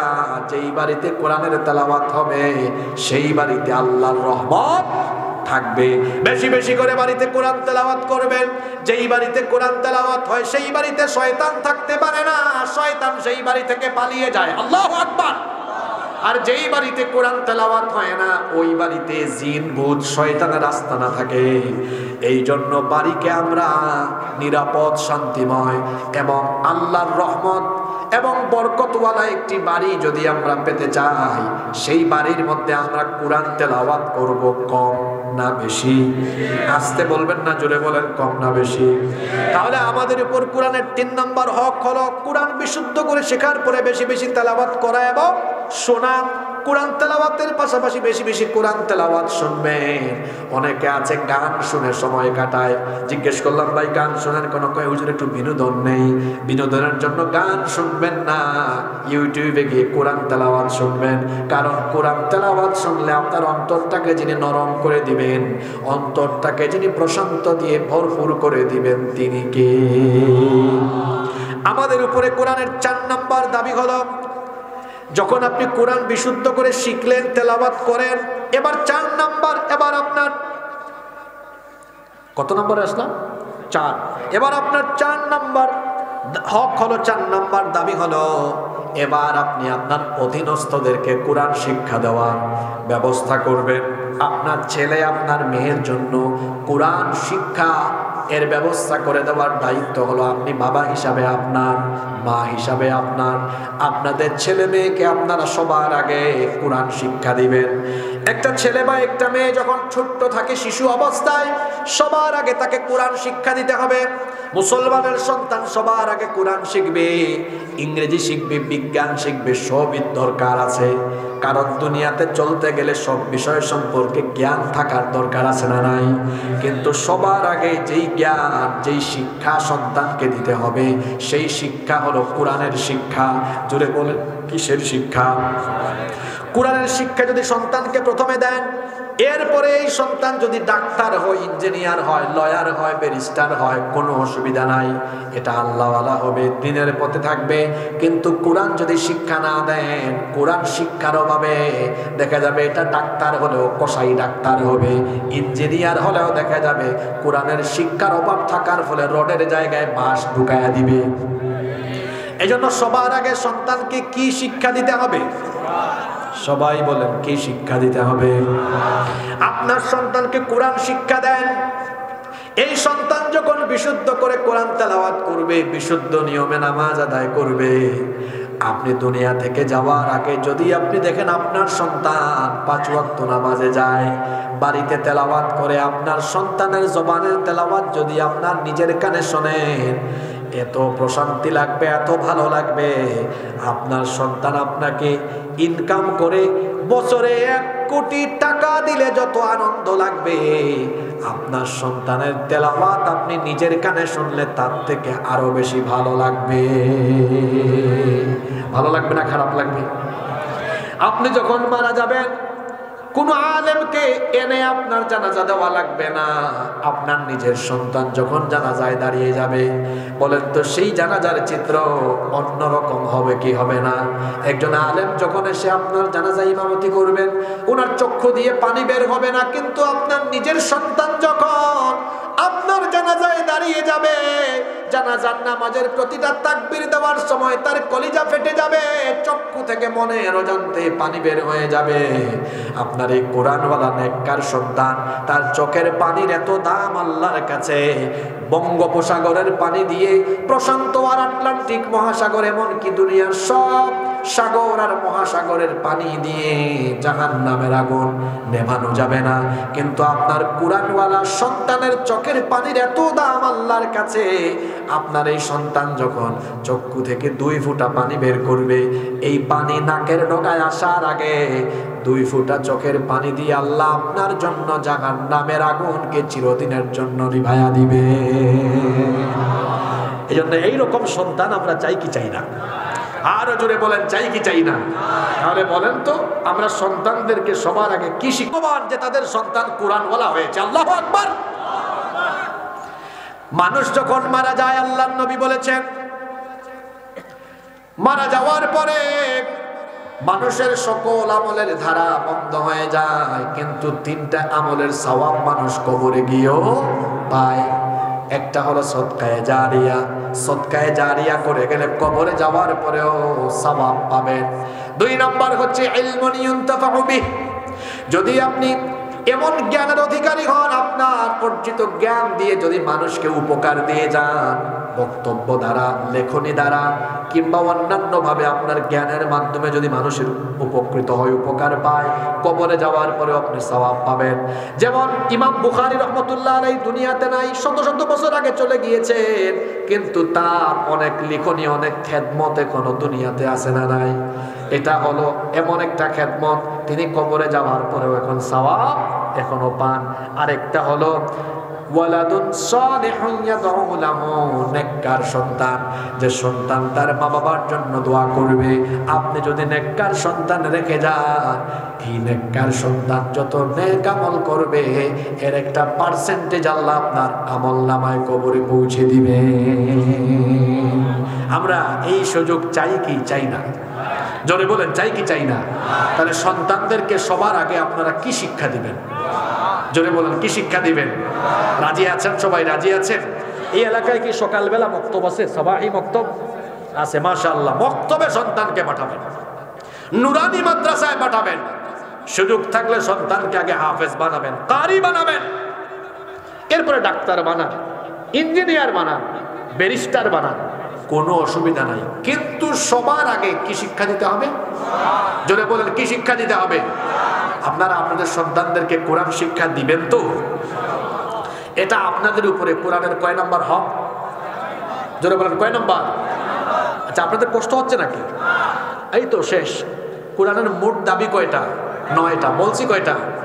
খুব অল্প সময়ে শেষ হবে। 5 নাম্বার দাবি হলো, যতটুকু পারেন যথাসাধ্য কোরআন মুখস্থ করবেন। আপনি যতটুকু পারেন ততটুকু মুখস্থ করেন। আশ্চর্য ব্যাপার, আমাদের দেশে কোরআন মুখস্থ করার দায়িত্ব মানুষ শুধু হাফেজদের উপর দিয়েছে, তোমরা শুধু মুখস্থ করো। আর আমাদের পুঁজি হলো আল্লাহকুমুত তাকাসুর অথবা আলাম তারা কাইফা ফাআলা রাব্বুকা বিআসহাবিল ফিল। এই সূরা থেকে কুল আউযু বিরাব্বিন নাস, এই সূরা বেশিরভাগ মানুষ এখানে বসে আছেন যারা এই সূরাগুলোর বাইরে অন্য কোন সূরাই পারে না। কি বলেন, আছে না? তা আপনার পুঁজি এত দুর্বল কেন? শুধু এই সূরাগুলোর মুখস্থ করলেন, আপনি কি চাইলে আরো কিছু আয়াত, আরো কিছু সূরা মুখস্থ করতে পারবেন না? কথা বলেন, আপনারা পারবেন কিনা? যত বেশি কোরআন মুখস্থ করবেন, আপনার সিনার মধ্যে যত বেশি কোরআন থাকবে, আপনার সেই সিনাকে, আপনার সেই কলবকে তত বেশি নূর দিয়ে যিনি ভরপুর করে দিবেন তিনি কে? যে যত বেশি কোরআন মুখস্থ করবে, আল্লাহর কাছে তার মর্যাদা তত বেশি বেড়ে যাবে। আল্লাহু আকবার। এই জন্য কোরআনের হাফেজরা কিয়ামতের ময়দানে আল্লাহর তরফ থেকে বিশেষভাবে সম্মানিত হবে। সৌদি আরব, মিশর সহ আরব দেশের অনেকগুলো দেশ আছে যেখানে তারা তাদের সিলেবাসের মধ্যে কোরআন শিক্ষাকে, তারা তাদের সিলেবাসের মধ্যে কোরআন হিফজকে বাধ্যতামূলক করে দিয়েছে। আবার কোন প্রতিষ্ঠানে পুরাটা না হলে অন্তত একেবারে সিলেক্টেড কিছু সূরা বা পারা মুখস্থ করার তারা ব্যবস্থা করেছে। কিন্তু আমাদের সিলেবাসে নাই। থাকবে কেমনে? কারণ শিক্ষা সিলেবাস প্রণয়ন এবং কারিকুলাম কমিটিতে যারা আছে সবগুলা তো নাস্তিক পাড়া আর বাম পাড়া। যদি এখানে আলেম ওলামা থাকতেন, ইসলামী চিন্তাবিদ, শিক্ষাবিদ, গবেষকরা থাকতেন, তাহলে এই জাতির জন্য ভালো কিছু আশা করা যেত। আপনারা মনোযোগ দিয়ে আমার কথা শুনেন তো।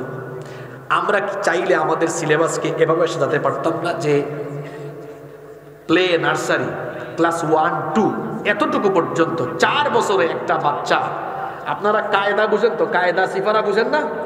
কায়দা সিফারা নাজেরা এবং বিশুদ্ধ করে তেলাওয়াত শিখবে ক্লাস 2 পর্যন্ত। 4 বছরে শেখানো সম্ভব কি সম্ভব না? আপনারা কথা বলবেন, সম্ভব কি সম্ভব না? আচ্ছা, এরপরে দেখেন, আমার দিকে তাকান। ক্লাস 3, 4, 5, 6, 7, 8, 9, 10, 8টা ক্লাস। কয়টা ক্লাস? প্রতি ক্লাসে যদি মাত্র 3 পারা সিলেবাসে ঢুকান, এটা সরকারের কাছ থেকে সিলেবাস ঢুকানো হলো, তোমাকে মুখস্থ করতেই হবে 3 পারা। 1 বছর সমান 365 দিন। 365 দিনে কত পারা? মাত্র 3 পারা। কত পৃষ্ঠা হাফেজ ভাইয়েরা? 3 বিশে 60। 60 না? মুখস্থ করা কোনো ব্যাপার? অনেক সময় মানুষ শিখে না, কিন্তু চাপায়ে দিলে শিখে। তাইলে প্রতি বছর যদি 3 পারা করে দেওয়া হয়, ক্লাস 3 থেকে 10 পর্যন্ত 8টা ক্লাসে 3 8 কত পারা শেষ? হিসাব জানেন না? 3 8 কত? এসএসসিতে এখনো, এইচএসসি, ইন্টারমিডিয়েট কয় বছর? কথা বলে না কেন? ফার্স্ট ইয়ারে আরো 3, সেকেন্ড ইয়ারে আরো 3, 6। আগের 24 কত হয়েছে? জোরে বলেন না কেন? ওকে। আমার দেশে মানুষ বিভিন্ন বিষয়ে পড়াশোনা শুরু করে ইউনিভার্সিটি থেকে, এবার কেউ ইংরেজি ডিপার্টমেন্টে পড়বে, কেউ বিবিএতে পড়বে, কেউ এলএলবিতে পড়বে, কেউ সিএসসিতে পড়বে, ত্রিপলিতে পড়বে। মনে করেন একটা ছেলে চলে গেল এমবিবিএসে, এর আগেই ইন্টারমিডিয়েট পর্যন্ত হাফেজই শেষ। হাফেজ ডাক্তার, হাফেজ ইঞ্জিনিয়ার, হাফেজ ব্যারিস্টার, হাফেজ ব্যাংকার, হাফেজ সচিব, হাফেজ ডিসি, হাফেজ এসপি। দেখা যেত এই কারিকুলামের আদলে শিক্ষা ব্যবস্থা থাকলে আমার দেশে পড়ালেখা শেষ করে স্বভাবের চোর হতো না, প্রত্যেকটা ব্যক্তি আল্লাহওয়ালা হয়ে যেত। আমার দেশে চোর আছে 2 জাত। কয় জাত? একটা হলো অভাবের চোর, আরেকটা হলো স্বভাবের চোর। আপনাদের এলাকায় চিংড়ির ঘের আছে নাকি? আছে? এক লোক রাত 3টার সময় যাচ্ছে, ঘরে 2-3 দিন ধরে খাবার নাই, যাওয়ার সময় ওখান থেকে কিছু চিংড়ি চুরি করে নিয়ে গেছে। এটা স্বভাবের চোর না অভাবের চোর? জোরে বলেন। বেটা সচিব, ডিসি, এসপি সরকারি কোয়ার্টারে থাকে, সরকারি গাড়ি, সরকারি বাড়ি, বেতন ভাতা সব সরকারি পায়, তাও চোরের চোর, ঘুষ ছাড়া একটা কাজও করে না, কোটি কোটি টাকা দুর্নীতি করে খায়। এটারে আপনি অভাবের চোর বলবেন না স্বভাবের চোর বলবেন? তো এই দেশে অভাবের চোর বেশি না স্বভাবের চোর বেশি? এত পড়ালেখা করে এই শিক্ষিত নামের কুলাঙ্গার চুর হয়েছে কেন? কারণ তার শিক্ষা ব্যবস্থায় কোরআন ছিল না, হাদিস ছিল না, এই জন্য এর স্বভাবের চোর হয়েছে। আপনারা কি এই দেশের পরিবর্তন চান না? যদি বলেন পরিবর্তন চান কি চান না? তাহলে স্বভাবজাত চোরদেরকে বদলাতে হলে, একটা জাতিকে পরিবর্তন করতে হলে ওই জাতির শিক্ষা ব্যবস্থায় হাত দিতে হবে। শিক্ষা ব্যবস্থায় কোরআন হাদিস বাধ্যতামূলক করতে হবে। তাহলে আমার দেশের এই ছাত্ররা সোনার মানুষ হয়ে আদর্শ চরিত্রবান হয়ে গড়ে উঠবে। সুবহানাল্লাহ। কোরআনের শিক্ষা মানুষকে পরিবর্তন করে কি করে না? আল্লাহর রসুলকে আল্লাহ এমন এক সমাজে পাঠালেন, এরা ছিল স্বভাবের চোর। কথা শুনতেছেন? স্বভাবের লুণ্ঠনকারী, স্বভাবের ডাকাত, স্বভাবের ধর্ষণকারী। আল্লাহর নবী এদেরকে এনে কোরআন যখন শিক্ষা দিলেন, স্বভাবের চোর কোরআনের শিক্ষা পেয়ে এমন ভাবে বদলে গেল, আগে বাড়িতে ঢুকে চুরি করত, আর এখন সে মানুষের বাড়িঘর সম্পদের পাহারাদারে পরিণত হয়ে গেল। সুবহানাল্লাহ।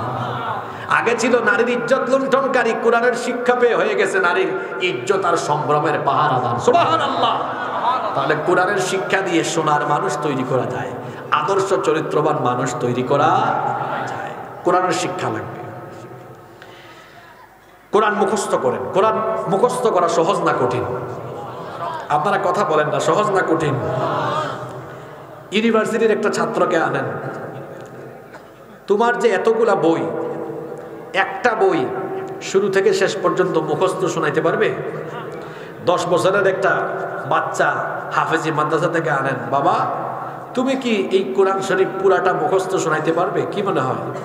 ও দাওয়াত দিবে 25-26 দিন পরে রমজান মাস আসতেছে, আপনি আসিয়েন প্রথম তারাবিতে, প্রথম পৃষ্ঠা শুরু করব, শেষ তারাবিতে আপনাকে শেষ আয়াত আমি শোনায় দিব। সুবহানাল্লাহ। তো কোরআন মুখস্থ করা সহজ না হইলে এত বড় কোরআন 30 পারা মুখস্থ করে সিনায় রাখতে পারতো? আপনারাও পারবেন। শিখেন না, কোরআন মুখস্থ করেন। একটা কৌশল দিয়ে যায়, কষ্ট হচ্ছে আপনাদের? 30 পারার প্রথম সূরাটা ধরেন, সূরার নাম কি? সূরা নাবা। একদিনে এক আয়াত মুখস্থ করা সহজ না কঠিন? আজকে এক আয়াত মুখস্থ করেন। আম্মা ইয়াতাসাআলুন, সারাদিন জপেন, আগামীকাল আর এক আয়াত পড়েন। আনিন নাবাইল আযীম, সারাদিন জপেন, পরের দিন আরেক আয়াত শিখেন। আল্লাযী হুম ফীহি মুখতালিফুন, পরের দিন আরেক আয়াত শিখেন। কাল্লা সায়ালামুন, 4 দিনে হইল কত? 4। পঞ্চম দিন আরেক আয়াত শিখেন। সুম্মা কাল্লা সায়ালামুন, কয় আয়াত হইল? 5 দিনে কয় আয়াত? নামাজের পুঁজি হয়ে গেছে না? ওই দিন থেকে আপনি কোরআনের এই মুখস্থ করা আয়াতগুলো আপনার কাছে গেঁথে রাখার জন্য নামাজে এগুলো তেলাওয়াত করেন। সূরা ফাতিহা শেষ প্রথম রাকাতে পড়েন না? আম্মা ইয়াতাসাআলুনা আনিন নাবাইল আযীমিল্লাযী হুম ফীহি মুখতালিফুন কাল্লা সায়ালামুনা সুম্মা কাল্লা সায়ালামুন। আল্লাহু আকবার। এক রাকাত হয়ে গেল না? কোরআনে আছে 6000 প্লাস আয়াত।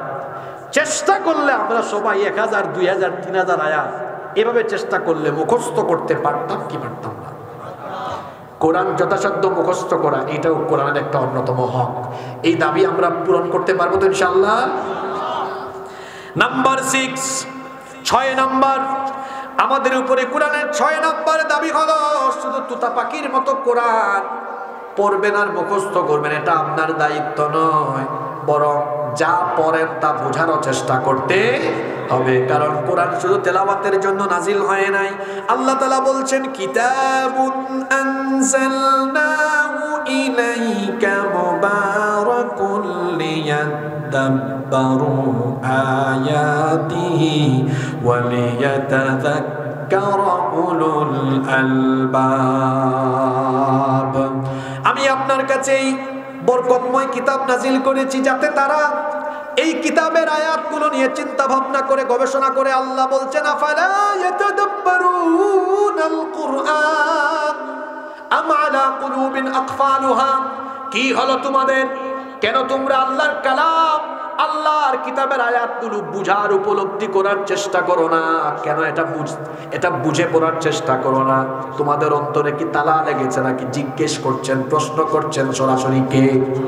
আল্লাহ বলছেন কি হয়েছে তোমাদের? কেন কোরআন বুঝার চেষ্টা করো না? অন্তরে কি তালা লাগিয়ে দিয়েছো নাকি? অন্তরের তালা খোলো, আল্লাহর কোরআন বুঝে পড়ার চেষ্টা করো। আল্লাহর কোরআন বুঝে বুঝে পড়লে জীবনটা একেবারে বদলে যাবে, জান্নাতি জীবনে পরিবর্তিত হয়ে যাবে। কোরআন কেমনে বুঝে বুঝে পড়বেন, এটারও একটা প্রেসক্রিপশন আপনাদেরকে দিয়ে যায়। ঘরের মধ্যে তো কত ফার্নিচার কিনে রাখলেন বাবারা, প্রিয় যুবক ভাইয়েরা। 2-3 হাজার টাকা খরচ করলে বাংলায় অনুবাদ করা এক সেট তাফসীর কিনে চাইলে বাড়িতে রাখতে পারে। তাফসীর ইবনে কাসির আছে, তাফসীরে জালালাইন, মারিফুল কোরআন, তাফহিমুল কোরআন, জিলালুল কোরআন, যে তাফসীরের নাম বললাম এগুলো সব বাংলায় অনুবাদ করা বাজারে আছে। এক সেট কিনে রাখেন। প্রতিদিন আপনি 5টা আয়াত বাড়িতে অর্থসহ ব্যাখ্যা সহ বুঝে বুঝে পড়েন। 5 আয়াত পড়তে এই 10-15 মিনিট সময় লাগবে। প্রতিদিন যদি 5 আয়াত করে পড়েন, আমি ক্যালকুলেটরে হিসাব করে বলতেছি, গোটা কোরআন একবার পড়ে শেষ করতে আপনার সময় লাগবে মাত্র 4 বছর। যদি 10 আয়াত করে পড়েন সময় লাগবে কত বছর? 2 বছর। 20 আয়াত করে পড়লে সময় লাগবে কয় বছর? কে আছে এখানে গোটা কোরআন পড়েছে? না, এভাবেই বিদায় নিচ্ছে, দুনিয়া থেকে চলে যাচ্ছে। মাস্টার ডিগ্রি পর্যন্ত এত এত কিতাব বই পড়তে পারলেন, আল্লাহর কোরআনকে এভাবে প্ল্যান ওয়াইজ পরিকল্পনা মাফিক চাইলে পড়তে পারতেন না? হ্যাঁ, আপনি চাইলে পড়তে পারতেন। নেন না, আজকে একটা সিলেবাস নিয়ে যান, প্রতিদিন 5 আয়াত পড়েন। কয় বছর লাগবে শেষ করতে? আমি কোন জায়গায় ওয়াজ শোনাই, গুরুস্থানে না জিন্দা স্থানে? কথা বুঝেন না? প্রতিদিন 5 আয়াত করে পড়লে সময় লাগবে কয় বছর? 10 আয়াত করে পড়লে সময় লাগবে কয় বছর? 20 আয়াত করে পড়লে সময় লাগবে কয় বছর? যান, এবার যার যেভাবে মন চায় পড়ে। 5, 10, 20, 4 বছর, 2 বছর, 1 বছর, 3 মেয়াদে 3 রকম সিলেবাস দিয়ে গেলাম। যার জন্য যেটা সহজ হয় সেটা আমল করেন। আল্লাহ আমাদেরকে আমলের তৌফিক দাও। নাম্বার 7, আমাদের প্রতি কোরআনের 7 নাম্বার হক হলো, শুধু কোরআন বুঝলে চলবে না, কোরআনের জ্ঞান অর্জন করলে চলবে না, কোরআন অনুযায়ী আমলও করতে হবে। আমাদের মা নবীজির প্রিয়তমা স্ত্রী আম্মা জানা আয়েশা রাদিয়াল্লাহু আনহার কাছে সাহাবায়ে কেরাম গিয়ে জিজ্ঞেস করলেন, আমাদের প্রিয় নবীজির চরিত্র কেমন ছিল? আল্লাহর নবীর চরিত্রের ব্যাপারে তাকে প্রশ্ন করা হলে তিনি বললেন, তোমাদের বাড়িতে কি কোরআন নাই? তারা বললেন, হ্যাঁ আছে তো। তখন আম্মা জান আয়েশা রাদিয়াল্লাহু আনহা বললেন, কোরআন যদি বাড়িতেই থাকে আমার কাছে আর জিজ্ঞেস করতে এসেছো কেন? কোরআনের প্রত্যেকটা লাইন যেমন আমার নবীর চরিত্র হলো তেমন। আমরা কোরআন খতম করতে 25-30 ঘন্টায় কাম শেষ, আর সাহাবায়ে কেরাম এক একটা সূরা পড়তে বছরের পর বছর নিয়েছেন। আপনি বলবেন, হুজুর তারা মনে হয় আমাদের থেকে কম গতির। না, তারা একটা আয়াত পড়েছেন, ওইটা আমল করেছেন, তারপরে পরের আয়াতে গিয়েছেন। সুবহান। আমার আপনার জীবনের সাথে কোরআনের কোনো মিল নাই। কেন? তুতা পাখির মতো কোরআন পড়ে। এক সুদখোর সুদও খায়, কোরআনের সুদের আয়াতও পড়ে। আছে না এরকম? এইরকম করলে তো হবে না। আমার আপনার উপরে কোরআনের 7 নাম্বার হক হলো কোরআন অনুযায়ী নিজের জীবনে আমল করা। কষ্ট হচ্ছে আপনাদের? মোট কয়টা বললাম? এই 7টা হলো ব্যক্তিগত আমল। ব্যক্তিগত 7টা কি দেখি কারা কারা মনে রাখছেন। আমাদের উপরে কোরআনের 1 নাম্বার হক হলো কোরআনের উপর পূর্ণাঙ্গ কি আনা? ঈমান আনা। জোরে বলেন, কি আনা? এই কোরআনে সব আছে না নাই? 2 নাম্বার দাবি হলো কোরআন বিশুদ্ধ করে তেলাওয়াত শিখা। 3 নাম্বার দাবি হলো কোরআন বেশি বেশি তিলাওয়াত করা। 4 নাম্বার দাবি হলো অধীনস্থদেরকে কোরআন শিক্ষা দেওয়া। 5 নাম্বার দাবি হলো যথাসাধ্য কোরআন মুখস্থ করার চেষ্টা করা। 6 নাম্বার দাবি হলো কোরআন বুঝার চেষ্টা করা। 7 নাম্বার দাবি হলো কোরআন অনুযায়ী আমল। এবার আসেন বাকি 2টা আপনার ব্যক্তিগত না, এগুলো সমাজ নিয়ে করবেন, দল নিয়ে করবেন। কি নিয়ে করবেন? দল নিয়ে। আপনি কোরআন শিখলেন, পরিবারকে শেখালেন, মুখস্থ করলেন, কোরআন বুঝেন, আমলও করেন, দায়িত্ব কি শেষ? না, আপনার দায়িত্ব শেষ নয়। এবার আপনি সমাজে বের হবেন, মানুষের কাছে কোরআনের দাওয়াত দিবেন। কোরআন দিয়ে সমাজ এবং রাষ্ট্র গঠনের জন্য এবার আপনি কোরআনের দল গঠন করবেন, কোরআনের দলে শামিল হবেন। নেতা আর নেত্রীর আদর্শ বাস্তবায়নের জন্য এমন কোন দলে আপনি ঝাঁপ দিয়েন না যারা আপনাদের হাতে বই খাতা কলমের পরিবর্তে লাঠি সোঁটা পিস্তল তুলে দেয়, যারা আপনাদেরকে এইভাবে জাহান্নামমুখী বানায়। এরা আপনাদের নেতা নয়, এরা আপনাদের দুশমন। বরং নেতা হলো তারা আপনার হাতে কোরআন তুলে দেয়, যারা আপনাকে নামাজের কথা, তাহাজ্জুদের কথা বলে, যারা আসল নেতা হলো তারা। আপনি তাদের সাথেই থাকবেন।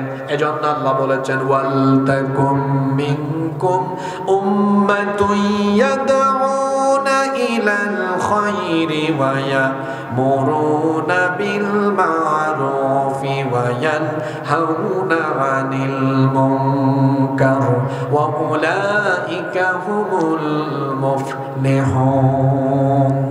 আর তোমাদের মধ্যে এমন একটি দল হয়ে যাওয়া উচিত, একটা দল এমন থাকা উচিত যারা মানুষদেরকে কল্যাণের দিকে সৎ পথে আদেশ করবে, অসৎ পথে নিষেধ করবে, যারা কোরআন প্রচার করবে, যারা কোরআন দিয়ে সমাজ এবং রাষ্ট্র গঠন করবে বলে এই দাওয়াত সমাজের চতুর্দিকে ছড়িয়ে দিবে।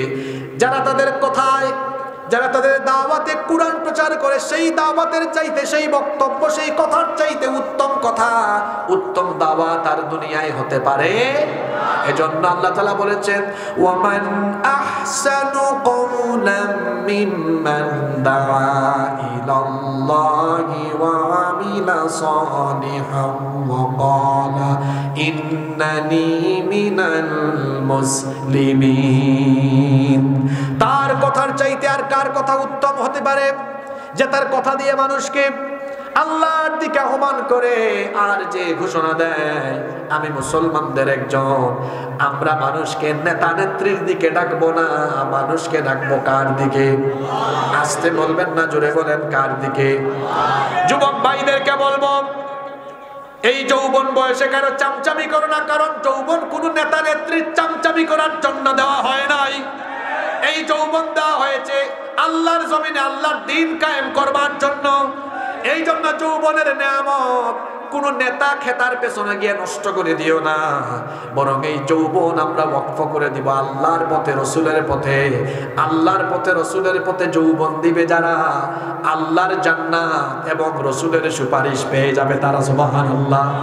এই জন্য আমাদের উপরে কোরআনের 8 নাম্বার যে হক আছে, এই 8 নাম্বার হক পূরণের জন্য আমরা সবাই আল্লাহর পথে, রসুলের পথে থেকে, কোরআনের পথে থেকে কোরআনের দল করে কোরআনের আন্দোলনে শামিল থাকবো। রাজি আছেন? রাজি আছেন? কোরআনের আন্দোলনে থাকবেন, কোরআনের দলে থাকবেন, আলেমুল আমাদের সাথে থাকবেন, কোরআনওয়ালা নেতাদের সাথে থাকবেন। রাজি আছেন সবাই? কারা কারা রাজি আছেন দিকে আল্লাহরে দেখান তো। মাশাআল্লাহ, মাশাআল্লাহ। আল্লাহ সবাইকে কবুল করেন, বলেন আমিন। অনেক কষ্ট দিয়ে ফেলছি আপনাদেরকে, তাই না? নাম্বার 9, 9 এবং সর্বশেষ হলো আমার আপনার উপরে কোরআনের 9 নাম্বার দাবি হলো, শুধু কোরআন শিখলে, বুঝলে, আমল করলে আর দাওয়াত দিলে হবে না, কোরআনের ওয়াজ করলে হবে না। কোরআন দিয়ে সমাজও চালাতে হবে, দেশও চালাতে হবে। কোরআন দিয়ে দেশ পরিচালনার সুন্নত, আদর্শ আমার নবীর জীবনে আছে না নাই? আসতে বলবেন না, জোরে বলেন, আছে না নাই? আমার আপনার নবীর টোটাল জিন্দেগি হলো 63 বছর। আমার আপনার নবীর মোট জিন্দেগি হলো কত বছর? সবাই বলেন, কত বছর? 63 বছরের জীবনকে 2 ভাগে ভাগ করা হয়েছে, মাক্কি জীবন আর হলো মাদানী জীবন। আবার মক্কার জীবনকে 2 ভাগে ভাগ করা হয়েছে, নবুয়ত পূর্ব মাক্কি জীবন, নবুয়ত পরবর্তী মাক্কি জীবন। কারণ আল্লাহর নবী মক্কায় ছিলেন 53 বছর। এই 53 বছরের মধ্যে 40 বছর পর্যন্ত তিনি কাউকে কোরআনের দাওয়াত দেন নাই, কারণ কোরআন তখনও নবীর কাছে নাজিলই হয় নাই। 40-এ যখন কোরআন নাজিল হলো, 53 পর্যন্ত এই 13 বছর আল্লাহর নবী কোরআনের দাওয়াত দিলেন। কাফেররা নির্যাতন করলো, নিপীড়ন করলো, আমার নবীর রক্ত ঝরালো। আমার নবী তায়েফের ময়দানে দান্দান মুবারক শহীদ করলেন। দান্দান মুবারক শহীদ করা হলো, সাহাবীরাও রক্ত দিলেন, জীবন দিলেন, শহীদ হলেন। 13টা বছর দাওয়াত দিলেন আর মার খেলেন। 13 বছরে মানুষ তৈরি করলেন। স্বর্ণকে পুরালে স্বর্ণ আরো কি হয়? খাঁটি হয়। স্বর্ণ পুরালে স্বর্ণ কি হয়? ঠিক তেমনি কুরআনওয়ালাদেরকে নির্যাতন করলে এরাও দিন কায়েমের জন্য আরো বেশি শক্তিশালী হয়। এখন যারা বলে 15 বছর 16 বছর এত পিটাইলাম, এত জেলে ঢুকাইলাম, তারপরে এত মানুষ কোথা থেকে আসে? ব্যাককলের দল। স্বর্ণ পুরালে যেমন খাঁটি হয়, তেমনি কুরআনওয়ালাদেরকে নির্যাতন করলে পরে তারা আরো বেশি উজ্জীবিত হয়। 13 বছর আল্লাহর নবী কুরআন দিয়ে মানুষ তৈরি করলেন। মদিনায় গেলেন। জীবনের হায়াতের জিন্দেগির বাদবাকি 10 বছর নবী এবং রাসূল নবুয়ত এবং রিসালাতের দায়িত্ব পালনের পাশাপাশি 10 বছর তিনি মদিনার রাষ্ট্রকে কুরআন দিয়ে রাষ্ট্রপ্রধান হিসাবে, প্রেসিডেন্ট হিসাবে পরিচালনা করলেন। তাহলে আমার নবী রাষ্ট্রপ্রধান, প্রেসিডেন্ট ছিলেন কত বছর? মুখিটা এখন কথা বাইর হচ্ছে না, তাই না? আমার নবী প্রেসিডেন্ট ছিলেন কত বছর? আরো জোরে বলেন, কত বছর? তাহলে রাষ্ট্র চালানো, দেশ চালানোর সুন্নত নবীজির জীবনের ভেতরে আছে না নাই? দেশ চালাতে হবে আল্লাহর আইন দিয়ে, সেটা কোরআনে আছে না নাই? আজকে বাংলাদেশে এমন কিছু মানুষ বের হয়েছে কয় রাজনীতির সাথে কোরআনের কোনো সম্পর্ক। আপনি কোরআনের রাজনীতি করেন না, করেন না, আমাদের কোনো আপত্তি নাই, কিন্তু কোরআনের রাজনীতি নাই এমন কথা বলার কোনো অধিকার আপনার নাই। এত ব্যাককল কেন এখনো? 15 বছর আলেম উলামার সাথে, ইসলামের সাথে, এরপরে ইসলামী দল সমূহের সাথে বেয়াদবি করে এর আগের গোষ্ঠীর কি পরিণতি হয়েছে তার চোখের সামনে এই জাতি দেখেছে। এটা নিজের চোখে দেখার পরেও কেউ যদি এখনো দ্বীন ইসলাম, মুসলমান, কোরআন হাদিস আর ইসলামী আন্দোলনের বিরুদ্ধে কোনো কথা বলে, কান খাড়া করে শুনে রাখেন। এর আগের স্বৈরাচারী গোষ্ঠী তো হেলিকপ্টারে উঠার চান্স পেয়েছে, কিন্তু ভবিষ্যতে বাংলাদেশে কেউ এমন স্বৈরাচারী আচরণ করলে বাংলাদেশের মানুষ তাদেরকে হেলিকপ্টারে উঠার সুযোগ পর্যন্ত আর দিবে না।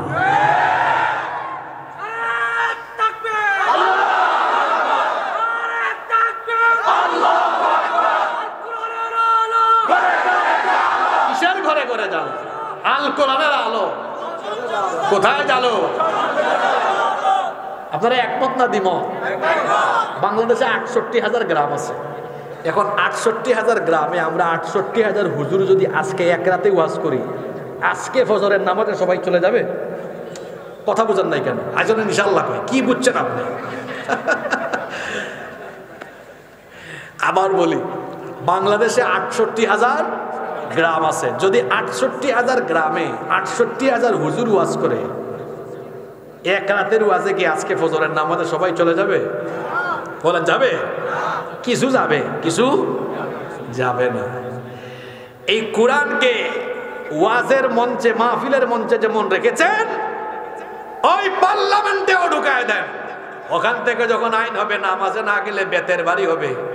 আমরা ওয়াজ দিয়ে যেটা করতে পারবো, বেতের বাড়ির ভয়ে দেখবেন আজানের আগেই মসজিদ ভরে গেছে। তাহলে যেটা ওয়াজ দিয়ে হয় না, ক্ষমতা দিয়ে সেটা। আমি কি চাইলেই বাংলাদেশের সুদ ঘুষ কালকে বন্ধ করে দিতে পারবো? পার্লামেন্ট থেকে যখন বলা হবে সুদ বন্ধ, ঘুষ বন্ধ, চাঁদাবাজি বন্ধ, টেন্ডারবাজি বন্ধ, ওয়াজ দিয়ে যা হবে না ওখান থেকে হুকুম করে সব বন্ধ করা যাবে।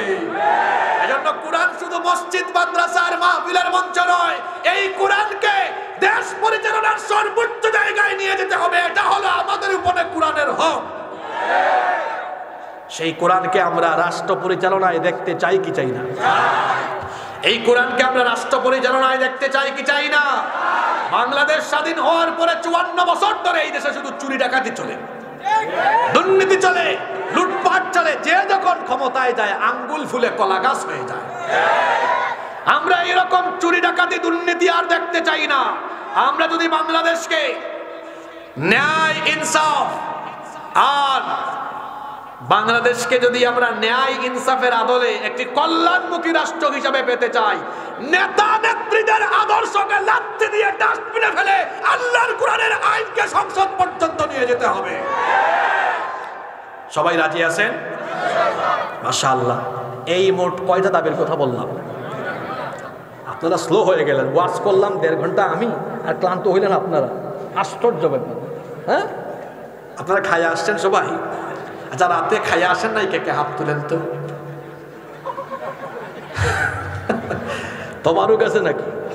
নাই তো। আসলে খাইয়া আসছে, ভুল করে হাত তুলছে, খাইয়া দাঁড়িয়ে আসছে। যাই হোক, তাহলে এই কয়টা দাবির কথা বললাম? এই 9টা দাবি পূরণ করলে কোরআন আমাদের জন্য আল্লাহর দরবারে সুপারিশ করবে, আর আল্লাহ খুশি হয়ে আমাদেরকে জান্নাত দিবেন। সুবহানাল্লাহ। দেখি তো আজকের ওয়াজ কি শুনলেন? ঘুমায় ঘুমায় শুনলেন না জেগে জেগে শুনলেন? আমাদের উপরে কোরআনের হক কয়টা? জোরে বলেন, কয়টা? এবার আমি শুধু নাম্বার বলবো আর আপনারা পয়েন্ট বলবেন, পারবেন না? 1 নাম্বার দাবি কি? কোরআনের উপরে 100% ঈমান আনা। তারপরে 2 নাম্বার দাবি হলো সহি শুদ্ধভাবে কোরআন শিক্ষা করা। 3 নাম্বার দাবি হলো, হ্যাঁ বলেন, বেশি বেশি কোরআন তেলাওয়াত করা এবং শোনা। 4 নাম্বার হক হলো অধীনস্থদেরকে কোরআন শিক্ষা দেওয়া। 5 নাম্বার দাবি হলো কোরআন যথাসাধ্য মুখস্থ করা। 6 নাম্বার দাবি হলো কোরআন বুঝার চেষ্টা করা। তারপরে 7 নাম্বার দাবি হলো কোরআন অনুযায়ী আমল। 8 নাম্বার দাবি হলো কোরআনের দলে শামিল হওয়া। নাকি নেতা নেত্রীর দলে? কোথায় যান, কোথায় দৌড়ান? হ্যাঁ, আমরা থাকবো আল্লাহ আর রসুলের দলে, ঠিক কিনা? যেই দলে কোরআন আছে হাদিস আছে ওই দলে আমরা আছি, যেই দলে কোরআন নাই হাদিস নাই এই দলে আমরা। আমি কি কোনো দলের নাম বললাম নাকি? অনেকে আছে এখন বাংলাদেশে আলেম ওলামাদের কথা, কোরআন হাদিসের কথা নিজের গায়ে নিজেই টেনে নেয়। আপনি আপনার উপর টেনে নেন কেন গো? তাহলে আপনার দলে কোরআন ঢুকান, হাদিস ঢুকান, মানুষ আপনার দলে থাকবে। কিন্তু আমরা হকল সিলটি, আমরা হকল সিলটি, সিলটর হবলার বাগান খাইলে জোড়ায় হকলর ফোরান। সিলেটর চানা খাইলে বাই দিন খাটত না একদিন, দিন খাটত না একদিন। সুরমা গাঙ্গর ফারবারি শাহজলালর উত্তর সরি, দেশ বিদেশ বেটাগিরি আমরা হকল সিলটি, আমরা হকল সিলটি। সৌদি আরব আবুধাবি সিলটি, আমরা হকল কক্সবাজারবাসী। তবে আমাদের পরিচয় হলো আগে বাংলাদেশি না আগে মুসলমান? হ্যাঁ, গুরুত্বপূর্ণ কথা। আগে আমাদের পরিচয় হলো, এরপরে আমাদের পরিচয় হলো বাংলাদেশি। প্রথম পরিচয় আমরা হলাম। আল্লাহ আমাদেরকে কবুল করেন। তাহলে আমরা মোনাজাতে যেতে পারি না? আল্লাহুম্মা আমিন। আলহামদুলিল্লাহি রাব্বিল আলামিন, والصلاة والسلام على أشرف الأنبياء والمرسلين.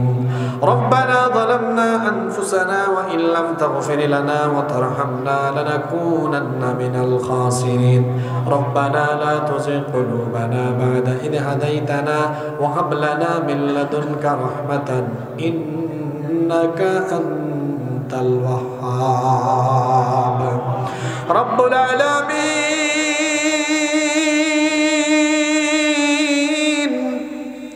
গভীর রাত পর্যন্ত তোমার অসংখ্য কোরআন পাগল বান্দা বান্দিরা নীরবে বসে বসে তোমার কালাম থেকে আলোচনা শুনেছেন।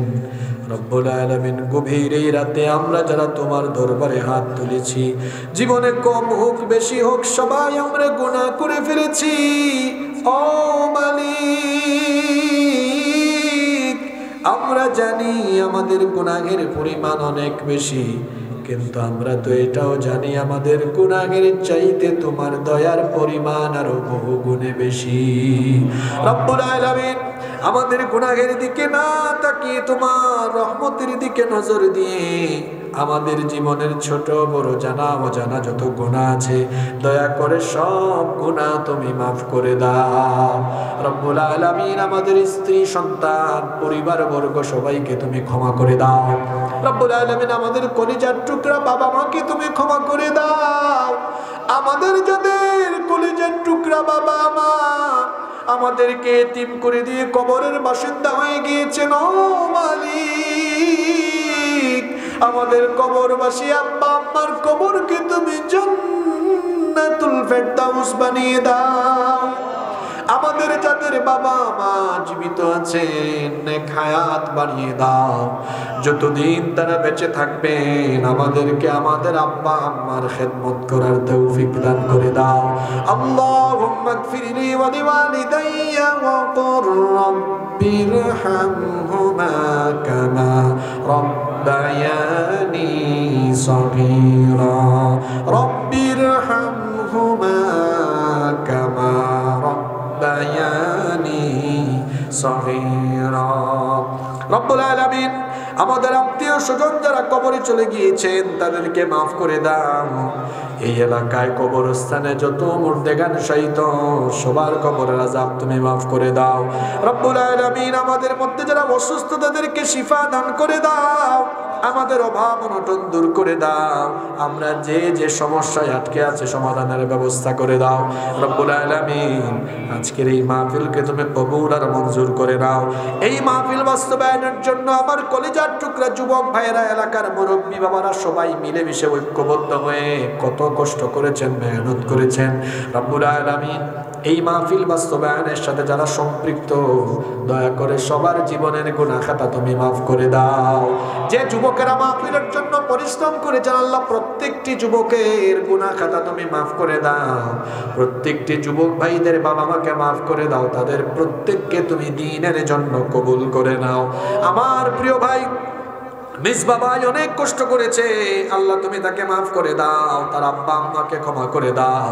তার সাথে তার যুবক যত সাথীরা আছেন সবাইকে তুমি দ্বীনের জন্য কবুল করে নাও রব্বুল আলামিন। আমাদের প্রবাসী ভাইয়েরা এই মাহফিলের জন্য অনেক বেশি সাহায্য পাঠিয়েছেন আল্লাহ আমার প্রবাসী ভাইদেরকে তুমি মাফ করে দাও। তাদের উপার্জনে বরকত দিয়ে দাও। তাদের প্রবাস জীবনকে তুমি সুন্দর সুখময় এবং নিরাপদ করে দাও রব্বুল আলামিন। এই যুব সমাজের এই ইসলামী যুব সমাজের যত ভাইরা আছেন সবাইকে তুমি দ্বীনের জন্য কবুল করে নাও। এই এলাকায় যত মানুষ অসুস্থ দোয়া চেয়েছেন সবাইকে শিফায়ে আজিলা কামিলা নসিব করে দাও। এই এলাকায় তোমার রহমত আর বরকত, তোমার রহমত আর বরকতের বাড়িধারা নাজিল করো রব্বুল আলামিন। ওগো আমাদের মালিক, আমাদের এক ভাই খুরশেদ নামের এক ভাই অসুস্থ, সৌদি আরবে আছেন, আইসিইউতে আছেন। আল্লাহ তুমি আমাদের এই ভাইকে শিফায়ে আজিলা কামিলা নসিব করে দাও রব্বুল আলামিন। আমার দেশকে তুমি হেফাজত করো, দেশি বিদেশি সকল ষড়যন্ত্র চক্রান্ত থেকে হেফাজত করো রব্বুল আলামিন। ওগো আমাদের রব, রাস্তাঘাটে বালা মুসিবত বিপদ আপদ থেকে আমাদেরকে হেফাজত করো রব্বুল আলামিন। আজীবন আমাদেরকে দ্বীনের পথে অটল অবিচল থাকার তৌফিক দান করো। আজকে যত আলোচনা হয়েছে সেগুলো আমাদেরকে বাস্তব জীবনে আমলের তৌফিক দান করো।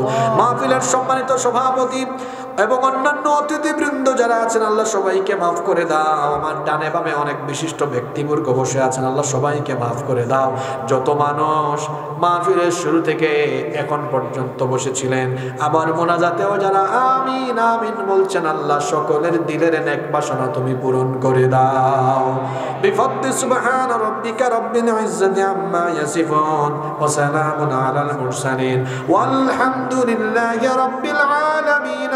وجاء الآخر كلامنا عند الموت لا إله إلا الله محمد رسول الله صلى الله عليه وسلم. والسلام عليكم ورحمة الله وبركاته.